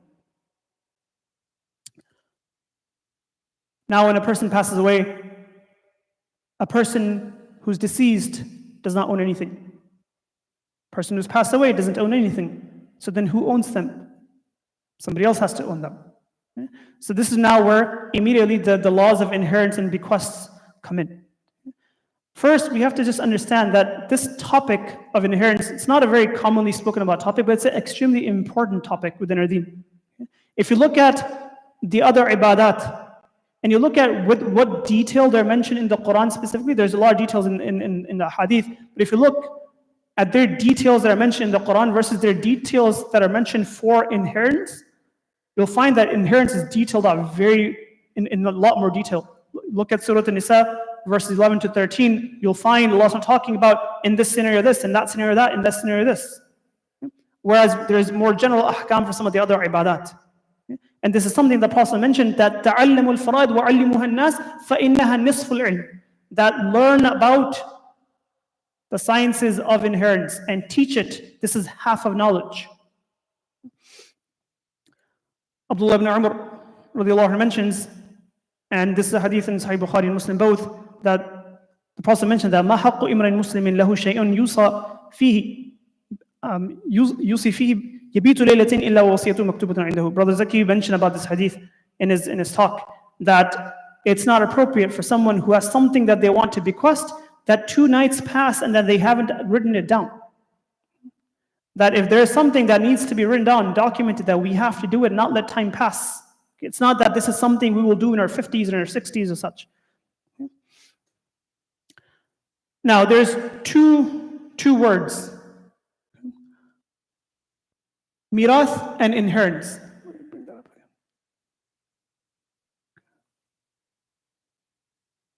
Sorry, this is black. Okay. There's mirath and there's wasiyah. Let me discuss both of them. First is mirath. This is where in English you translate this as in inheritance. This is the specific amounts that are mentioned in the Quran. Wife will get this much, if there are kids, husband will get that much, if there's no kids, and so on. These are the specific rules that have been mentioned in the Quran. They're non-negotiable. They're set. And those people have a right to inherit, they will inherit. You cannot excommunicate them. You cannot say, I don't want such and such a person, this child of mine, XYZ problems with them, I don't want them to inherit. If they have a right to inherit, they must inherit. The other is what we call wasiyah. These are, you can translate them as bequests. This is where you have up to a third of your net estate to distribute as you wish, with certain restrictions there. For example, that you cannot give it to somebody who is already going to inherit. So for example, you cannot say, I'm going to allocate a third from the bequest, from the wasiyah, to my wife. Somebody who's going to inherit anyway, you cannot make a bequest to them. But you can do it for a charity, for adopted children, for other relatives and so on. You can do it for them. Sa'd ibn Abi Waqqas radiallahu anhu mentions that he became very sick, that the Am al-Fath, the year when the conquest of Makkah took place, mentions that maritu Am al-Fath maradan ashfaytu al-maut, that it was as if I was going to pass away. So Rasulullah sallallahu alaihi wasallam came to visit me, and I told Rasulullah sallallahu alaihi wasallam that, Ya Rasulullah, inna li malin kathiran laysa yarithuni illa ibnati, that I have a lot of wealth, but I don't have anyone to inherit all that wealth except a daughter that I have. Afa usi bimali kulli, that can I give all my wealth away in bequests? Can I just bequest away all my wealth? 100% of my wealth should just go to the to the Baytul Mal, to the public treasury for the purposes of the Muslims. And Prophet said, La, no. So he said, for thuluthai mali, what about 2/3 of my wealth? So the Prophet said, no. He asked, for nisf, what about half? So the Prophet said, no. He said, for thuluth, what about 1/3? So started from all 2/3, half, then he said 1/3. And then when he asked about 1/3, the Prophet said, الثلث والثلث كثير, that you can do 1/3, and even 1/3 is a lot. Even 1/3 is a lot. And then the Prophet said that, this is where the famous hadith that many of us know, that he said that إنك إن تذرت ورثتك أغنياء خير من أن تذرهم عالة يتكففون الناس وإنك لن تنفق نفقة تبغي بها وجه الله إلا أجزت بها حتى اللقمة ترفع إلى في أمرتك. That if you were to leave your inheritors in a good state, that is better for you than you leaving them in a state where they are financially in a difficult position. That any good deed that you do, you will be rewarded for it. And the famous part of the hadith that most of us probably have heard before, that, even that morsel of food that you give to your wife, that the food that, that you feed your wife, even for that you will be rewarded. It's part of this longer hadith. And the Prophet drew our attention that, yes, you can bequest up to 1/3. But remember the mindset that don't just think that what I do for the community, for outside of my household, is the rewarding actions, that if I give to charities and I give to the masjid and I give to this institution, then that is good and charitable action. Yes, it is. But don't discount the value of doing good things for your own household as well. A lot of times people will only think externally, what can I do to serve in the community?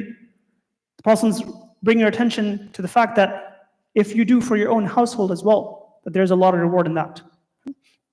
But the permission was given that up to 1/3, you can bequest it as you wish for the most part.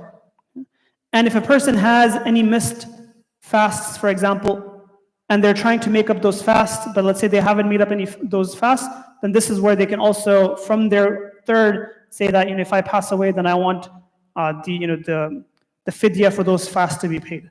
Okay? It will come out from this 1/3.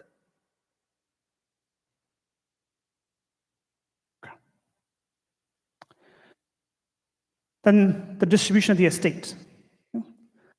There's an order that is followed in our wealth after passing away. The first is that from our wealth will be our burial expenses. That will come out first. If some other family members takes care of it, that's fine, but technically speaking, from the deceased's wealth itself will be their burial expenses. It doesn't include any unnecessary expenses. You want to have a function at the masjid where people will come and visit, or you want to have people at the house and you're going to make food and so on. Those expenses are not from the estate, just the burial expenses, the shrouding, the ghusl, the plot, the grave, those expenses, those are from the deceased person's wealth. Thereafter, any debts that person left behind will be settled. If that person left behind more debt than their wealth, then it's an unfortunate situation, and then there's a way that the creditors will be adjusted for that. But nonetheless, this is the order. If any of the inheritors want to voluntarily pay to settle any outstanding debts, they can do so in hopes that this person, their questioning will be lessened on in the grave in the day of judgment. Then they can do so. It'll be a rewarding action, but it will be a voluntary act from their side. Thereafter, then now you have the net estate, and within the net estate, you see, do they have any wasiyah? Do they have up to a third of their wealth that they have decided to allocate for some purpose? And then if so, then that will be settled from there. If they allocated more than a third, it's only up to a third that's going to take effect, not more than a third. Unless all the inheritors agree to it, it's only up to a third that it's going to take effect. And then thereafter, the mirath, as we talked about, which is now the shares that have been allocated according to the Sharia proportions. You cannot modify that. You cannot modify that. You cannot say, I want my children, my sons and my daughters to get equal shares, for example. The Sharia has a proportion there that must be followed. It is not up to a person's discretion. There's some common misconceptions that I want to also just briefly touch. And a lot of that has to do really, in the primary one, is around this aspect of, why does in the Quran it mentions that لِلذَّكْرِ مِثْلُ حَظِّ الْأُنْثَيَيْنِ, that the son, that the male will have twice the share of the females. There's a 2-to-1 ratio between the son and the daughter. First thing to understand there is, this underlying objection is that there's some injustice here. But in reality, if they were to get equal shares, there'd be more grounds for an argument of unfairness there than it is the way it is. Why? Because according to the Sharia, within a woman's wealth, that is completely her right. What she does with her mirath, her inheritance, her mahar, her income that she gets from working, whatever the case may be, whatever wealth that she has, it's hers and hers only. She can spend it as she wishes. She doesn't have any obligation to spend it on anyone. No one else has any claim, not even the husband. And so much so that when the wife passes away, even her kafan is the responsibility of the husband. So she has no obligations from her wealth. On the other hand, the man does have that responsibility. The man has a responsibility for himself, for his wife, for the children. There are certain cases where if there's other family members who are in need of financial assistance, that also may fall on certain male relatives, but not on female relatives. And there's an interesting thing that Sheikh Ali Jumara, who was the former Grand Mufti in Egypt, he pointed out. And he said that in about 4 scenarios, so the laws of inheritance all vary based off of scenarios. Who's alive, who's eligible to inherit. So he said that there's about 4 scenarios where a woman inherits less than a man, which is the common, what we know of. And he mentions that, but there's also 11 scenarios where a woman inherits the same as a man. And there's 14 scenarios where a woman inherits more than a man. And there's some scenarios where a woman inherits and a man doesn't. Okay? And maybe those are more fringe scenarios than like the most common scenarios that we have. But nonetheless, what is important for us to understand is that the mindset behind the objection is that somehow justice wasn't done in allocating a 2-to-1 ratio. One, this is the deen of Allah subhanahu wa ta'ala. We cannot think in that manner. And second, we know it's not true because the Prophet mentioned that إِنَّ اللَّهَ قَدْ أَعْطَى كُلَّ ذِي حَقٍّ حَقَّهُ فَلَا وَصِيَّةَ لِوَارِثٍ. That the Prophet mentioned that Allah subhanahu wa ta'ala has certainly given every single person who had a right their due right. So the right of that son has been given to them. the right of the daughter has been given to them. The right of the husband has been given. The right of the wife has been given. Every single person who had whatever right, their due right has been given. And to then say that no, like the proportion should be different, is in challenging that and saying that Allah SWT has not given someone their due right. And that's obviously not something that we would ever think. Lastly, I want to end with a few practical advices. And again, these are not rules. These are advices based off of just years of dealing with matters. If you want, you can implement them. If you don't want to, then in certain ones, you don't necessarily have to.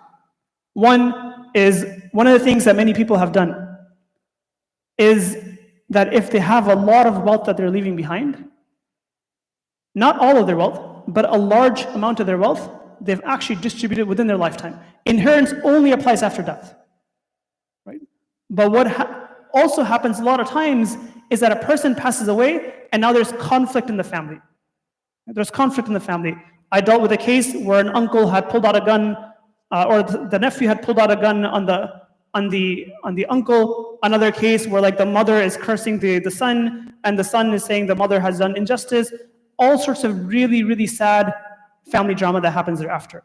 So what people do is sometimes when they have a large amount of assets that they're leaving behind, and they know that in their lifetime they don't have a need for that much, they'll keep a certain amount, and they'll distribute a large chunk of it within their lifetime, so that there's less likelihood of conflict after they pass away. Person doesn't have to do it. But if somebody wants to do it, then they can do so. The other thing, Brother Zaki had touched on this as well. Clarifying ownership in joint assets. So joint family homes.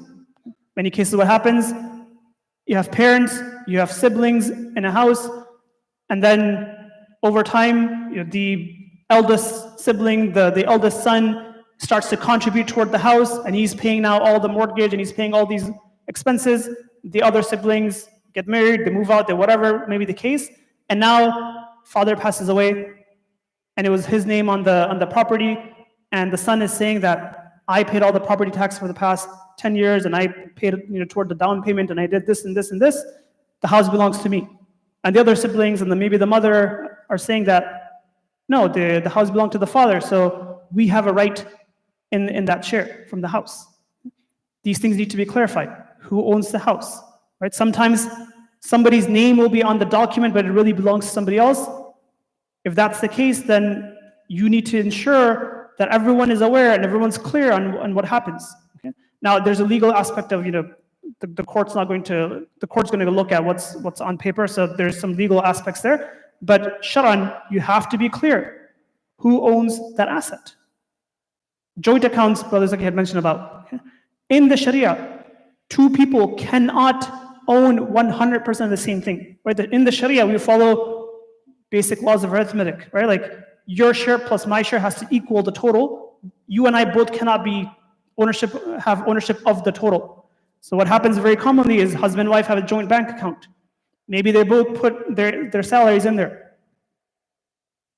Who owns that? Who owns that account? Who owns how much from that account? Because there's a lot of implications. Yes, in inheritance, husband passes away. Now there needs to be inheritance from his wealth. From that joint account, how much was the husband's? There's an aspect of how do we ensure that we can implement this in a legally effective manner. Brothers like you talked about that, and there's you can direct sort of how do we ensure its legal execution with him. But Shar'an, from a Sharia perspective, we have to know in this account, X percent is mine, Y percent is the wife's. Or we have these three joint bank accounts. Joint account A and B are 100% mine, and joint account C is 100% wife's. We have to know.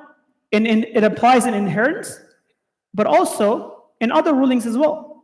Any rulings that pertaining to finances are impacted here. Zakat. It's another issue, and you could have a whole separate, zakat workshop. A lot of people don't do their zakat properly, where they think zakat is between husband and wife is a joint thing. Zakat's an individual obligation. Salah is an individual obligation. Sawm is an individual obligation. Hajj is an individual obligation. Zakat is an individual obligation. I need to calculate how much is my zakat due. My wife needs to calculate how much is hers. If I decide to pay hers as well, voluntarily, sure. But the calculation needs to happen separately. If you have a joint account and you don't know how much is whose, how do you do zakat calculation? Okay. Any other rulings that pertain to like sadaqatul fitr and udhiyya and such, and you're looking at the eligibility that are, eligibility criteria is based off finances, all those become, they're all dependent on your finances. And if you don't have clarity on how much is yours and how much is somebody else's, then shar'an, that's a problem. Okay? That has to be resolved. There's other aspects of ensuring that you have, all the proper names and contact information and such things that like a good lawyer will help you ensure that you have, the custody and all that kind of things in there. Okay? So if you work with a Muslim lawyer, Brother Zaki, for example, I don't have any, commission or such from any recommendations here, but you work with a good Muslim lawyer who's done this and knows how this works, will help you ensure and say, hey, do you need something on your children? You need something on like, where do you want to be buried? Like, you don't just say, I want Muslim burial, like make sure you have some of those details in there. This one was also touched upon, okay? Medical treatment. There are rules around medical treatments, cases where from a Sharia perspective, it's no longer necessary to keep a person on a ventilator, for example. You need to put that in your will so that it doesn't cause conflict when you're in a state of not being able to make those decisions yourself. I dealt with a case, multiple cases actually, but like one particular case I remember because this person's mother had been just on life support for about almost, I think, 10 months.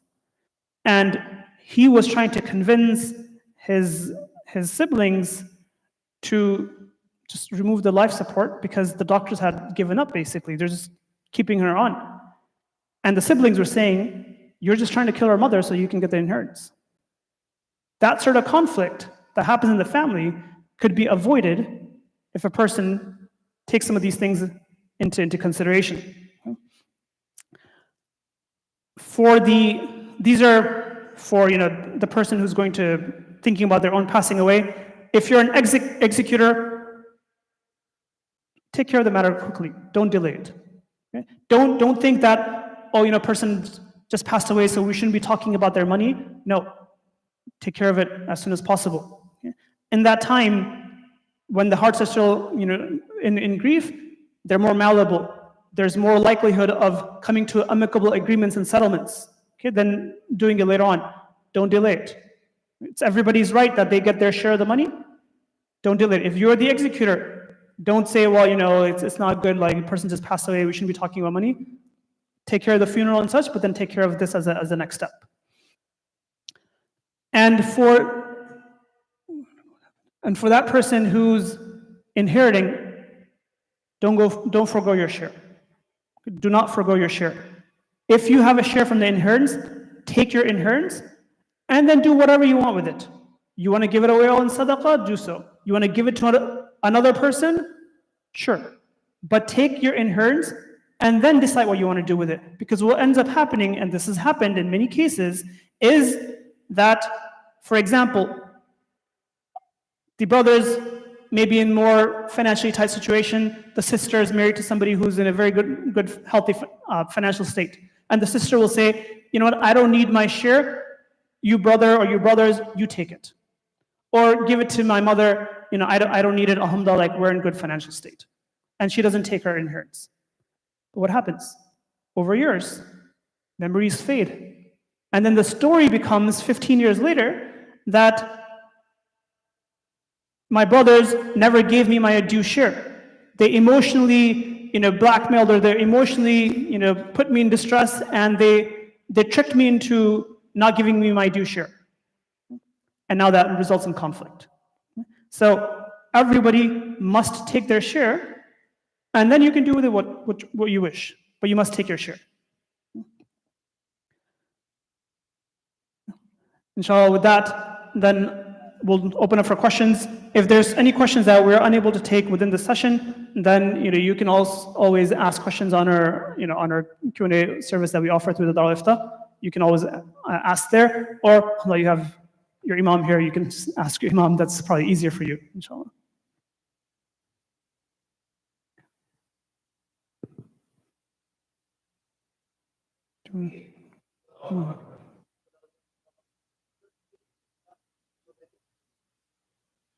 Lucky the microphone. I'm gonna.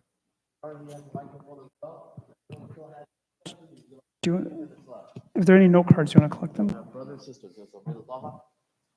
So what is a good way to find out, like you talked about, both of you talked about how the shares are different based on who's alive and so forth, right? What is a good mechanism to figure that out, right? Because as you're building our trust and whatnot, that's an important. Yeah, I mean, so I would say, from my experience, when I've recommended people to, Muslim lawyers to work on this, generally, and brothers like you can speak to it, but they usually do so many of these cases that they have an understanding themselves, or they have a contact with a scholar that they can get it. So if you don't know your specifics, when you're working with a Muslim lawyer, like they'll help you get to it, or you can just reach out to a scholar and just say, in my family, here's the situation. Do I have parents alive? Do I have, am I married? How many kids do I have, like the gender of the children and so on, and then they can tell you as well. Isn't there like an app or something like that? Because this is supposed to be a pretty common question. Yeah, there's apps and online services out there as well that you can use, but I mean, I would recommend that if you get them confirmed with somebody, that's always best, but you can probably find some online services as well. There are some online services to like figure out like how to calculate. You put in, number of children, number of wives, whatever you need to put in, and it'll, give you some kind of accurate reading of like what share should each person get. When I'm drafting my documents, we generally don't put in language that's very specific of like this person gets this much share, because it does change over time, right? Like your situation today is not going to be the same as tomorrow. So we kind of keep that language broad enough that we can adjust it for the exact formulas when the time comes of your passing. But there are calculators and things, but obviously, calculators are not perfect, and there are outside of the calculations themselves, there are other considerations you have to take into consideration. So, talking to a scholar at that point is a good idea. Once you have a trust and will, is there any service available from that they would review for Sharia compliance? Yeah, I mean, if somebody sends us their will and they want us to just look it through, then yes, we do that. We don't charge or anything. But what I recommend is if you work with just a reliable Muslim lawyer who they have contacts with ulama, then generally they'll, for the most part, will have. I mean, like brothers like you could talk about, but in many cases it may become like rinse and repeat. It becomes like very common as well. But yes, if you want to have yours reviewed, like we can review them. But generally, if you're working with a Muslim lawyer who's been doing this and they themselves are connected with the scholars, then they'll ensure that happens, inshallah. My parents are not Muslim, so can I inherit from them? Can I talk to them about if they really want to, pass something to me, but I speak to them about requesting something? Can I receive a request from a non-Muslim? Yes, so the laws of inheritance say that the mirath cannot happen between a Muslim and a non-Muslim, but wasiyah can happen between a Muslim and a non-Muslim. Yes. So you could bequest to your parents, and your parents could bequest to you. It would be up to a third, and for beyond a third, the other inheritors would all need to agree to it. Otherwise, it's only up to a third. Not just, correct. There'll be a third of each of your parents as well. Yes. So, according to Sharia, if my daughter gets half, as you were saying, right? What if she's really poor? Her husband is also poor and is not even making enough. But my sons are well off. How do you help? So if a person has a situation where one of their family members is in a more financially difficult situation than others, then you can help them how much ever you want within your lifetime. So within your lifetime, you can give them whatever you want to give them. However, once a person passes away and then the laws of mirath kick in, then at that point, it's defined. It's from Allah subhanahu wa ta'ala. We cannot change those. But yes, within your lifetime, you can give as a gift to whomever you wish, how much ever you wish. And there are certain scenarios where you might have, one sibling who's completely healthy, another one who has some developmental disabilities. And in those cases, obviously the healthy one probably does not need as much support as the one who's, disabled. But there are ways to make sure that the other person is taken care of. Like he said, during your lifetime, you can give however much you need to. And you could put it into, certain things such as irrevocable trusts, which is money entrusted for that person to make sure that they can use it. So if we do it during our lifetime, and if you're putting that money during your lifetime, then that would be all according to the Sharia, and you're not going outside of that.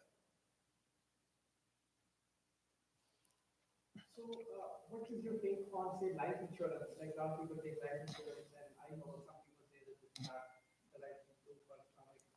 Then the second question is that, say, people take life insurance. The payoff from that, do you consider that to be treated same way as inheritance? How does that work? So the question is life insurance okay, and how would that work? Yeah. So I'll mention my view here and the view of many other ulama, but I'm going to try to stick to the laws of inheritance as much as possible and not diverge from it. But life insurance, is not a permissible transaction. Now, if a person has life insurance via an employer, so it's an employer-provided life insurance. So many of us, who maybe work in corporate, will have their lawyer provide life insurance. You can voluntarily contribute to it to increase it. That's not permissible. But what the employer offers from their own, that is considered as a gift from the employer, okay, to whoever is the beneficiary that is appointed. Meaning that if a person, then that employee were to pass away, it would be a gift from the employer to the beneficiary. So there's no laws of inheritance that are going to apply because it's not going to be given to the deceased, right? Somebody who's passed away cannot be given money. So it's a gift directly from the employer to the beneficiary. So laws of inheritance won't apply. I'm going to ask you a question. Sure. So obviously everyone has their haqq to whatever share they're supposed to get, right? And people often say if the daughter does not get the equal share of a son, that is problematic. And you gave a pretty good answer on how that works. That works when we're somewhere overseas where Sharia is implemented across the board. But in the US, we don't have everyone who implements Sharia across the board. You might have one brother who does, another one who doesn't. And so then the people who are supposed to get their shares don't get their shares. So how do we reconcile that situation with the Sharia? I think that's where you come in. Right? This is where you're going to ensure that you help us draft our documents in a way that they can get implemented according to the Sharia. So we say this is Sharan, according to the Sharia, these are the people who are supposed to get it. And they should be getting in this share. According to the Sharia, my wife and I don't both 100% own the house or the account. We just know that's not true, but legally that's how it may be looked at. So now how do I ensure that what I want to happen from a Sharia perspective is going to get executed from a legal perspective? That's you. All right, I'll take anyway. So the other thing that to keep in mind though is as we're talking about assets and who it belongs to, women have their own right to their own attorney to make sure that their documents are done separately from the men, right? They can all individually do it. This is all for the individual person. So, oftentimes, the husband and wife come in together and they want to do everything together, but each one has their own right to do what they want to do and how they want to implement it. So related question I have regarding to Sharia. Our biggest asset, most of the people have their houses or some businesses. That's the biggest asset. And that is already owned half of it by the wife, by the spouse. So, if I die, do I care about the 50% of the house? Or how does it work? Can I answer this? Yeah, go ahead. So it depends on how you have title. Okay, so the question is, if you have a house and it's owned by the husband and wife, how does it work? Do I have to worry about 50% of my ownership in that house? Or do I worry about the 100%? How does that work? Okay, so the question is how you're holding title. So there are two ways you can hold title. There is joint tenancy and tenancy in common. In one scenario, you basically have rights to 50% or whatever percentage you've assigned, and the other person has whatever percentage they've assigned. So you can own 70-30, 50-50, however you need to. In other scenario, it's like a joint bank account where the other person automatically is on title. So you both, own 100% of all of it, right? So in that second scenario, you're basically saying if I pass away, the other spouse automatically gets it, right? So in that case, we'd have to change how that would work in order for your share to be transferred the way it needs to be and her share to be transferred the way it needs to be. If it's already divided up so that we know that 70% is, one spouse's and 30 is the other, then we just worry about, okay, your 30% will be according to however you want it to distribute it according to Sharia, and then you can distribute it through that. So if it's 50-50 and your wife is supposed to get an extra 1/6 or 1/8, whatever it might be, right? She would just get that 1/8 on top of the 50 she already owns, right? And then the rest of it would go to your children, your parents, whatever the case might be. One other thing I'll add, sorry, just on that one, is what you put on a paper for the purposes of like legal filing and such doesn't necessarily have to be what you consider from a Sharia perspective, right? So for example, if in a bank account, I said, this is all my money, but I'm going to create a joint bank account so that my wife has easy access to it for paying bills and whatnot. On paper, it may say this is a joint bank account, so it has both of our names on it, but we're clear, understanding and ideally documented, that from a Sharia perspective, this is my wealth though. We're going to add your name for logistical reasons, but from a Sharia perspective, it's mine. And this is actually one of the things that actually leads to a lot of disputes as well, where especially in larger assets in business and homes, they talked about primarily in those matters, where somebody may have like their parents' name on there. Okay? And they never changed the title, or they didn't remove a parent or such because out of respect, they don't want to, you're not going to say, well, I'm going to take my mother's name off, my father's name off, I'm going to put my name instead. Out of respect, a name may be on the title, but there's an understanding that this actually belongs to such and such a person. Okay? So yes, if two people, if husband and wife own 50-50 of the house, and you have agreement that yes, we both own 50-50 of the house, then yes, then when one of them passes away, the laws of inheritance only apply in their share, which was 50%. But you could have a scenario where it's registered or both our names are on the title, but really this only belongs to me 100%. I'm going to ask another question of you, because this is a common question that we get. So if, I'm sure this is for the benefit, not for me, but for the audience here. One of the biggest assets that people have is their house, but that's also the biggest debt that they have. So if you have a debt on your house and you can't pay off that debt and a person has passed away, what do you do in that situation? So the hadith talk about a person passing away and leaving behind a debt. So these are unsecured debts, meaning there's no way to settle that debt. Generally, people's I don't want to say loans, but they're ideally, it's not a bank loan, it's some sort of a Islamic financing situation. Generally, whatever debt that is remaining there is a secure debt. Your house is mortgaged to secure that debt, right? We say, I have a mortgage, right? What that really means, people say mortgage is haram, right? Mortgage is really a security, right? That's permissible. The Quran mentions farihanun maqbula, right? Mortgages are permissible. What that means is, I have a debt that I owe somebody, and I'm securing that debt via my house. So if something happens and I don't make my payments, or I can't make my payments, the house is secured, or the debt is secured via the house. So the house would be sold to pay off the debt. Okay? So generally, homes, the debt that people have on their homes are secured debts.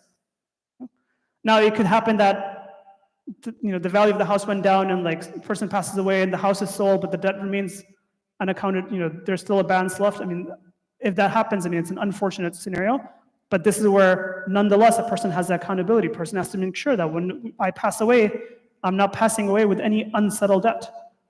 Generally, a house is a secure debt. That debt hopefully can be settled via the sale of the house. I knew the answer. I was just testing you. Any questions on the sister side? Okay. I don't know, and also we have time? First question is it better to have this trust and will separately for two spouses, or is it better to have it as one? The second is when you have assets which may be shared between the spouses and also separate, is it better to put those assets specifically in the will, basically, or even the trust, or say that all the assets, so have some kind of a appendix where you could basically change those things from time to time without having to go back to the parent document to make those changes? Both questions are for both. Okay, I'll just slight rephrasing of the part of the second question. I'll just say that if the spouses have, I don't want to say shared, but they have co-owned assets. From the aspect of shared, as in, we're not looking at the marital property aspect of like both sharing 100% ownership. We're talking about co-ownership of I have a share, you have a share, and our shares add up to a total. Okay.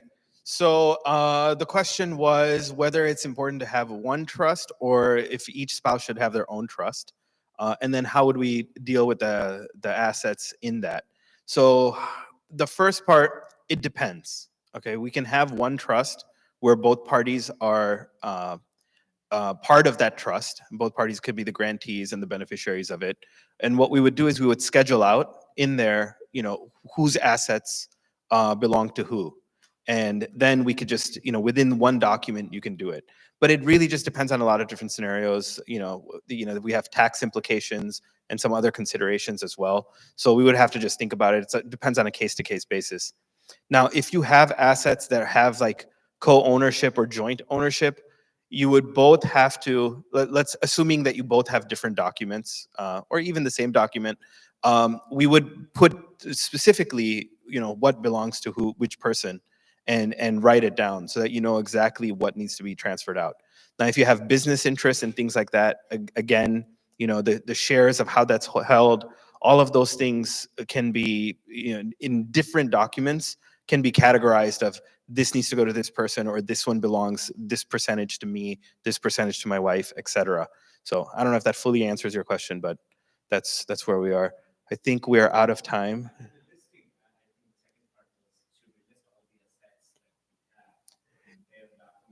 You don't need to list. Yeah, so I mean, could you list your assets in some place? You don't necessarily need to list your assets. Like if it's in a trust, for instance, you don't necessarily need to list everything. Some of it is just by, like if your house is already in trust, there's a reference to the fact that your deed says there's a trust, so we know that the trust exists. So it would be like referred back to the trust. But it is always a good idea for, you might know what you have, but your spouse doesn't, your brothers don't, your sisters might not, right? So if you list everything out and you know exactly what you have, it's always going to be more helpful to someone, especially after you pass away. So definitely recommend that. Jazakallah khairan for coming, everyone. Please, before you leave, do meet and greet the guest speakers and thank them for their time. Try not to ask them any questions because Mufti Abrar especially has an hour and 15-minute drive back home. And also before you leave, we do have pita in sandwiches, so please take and go, and we'll see you inshallah tomorrow. Take care. Assalamu alaikum wa rahmatullahi wa barakatuh.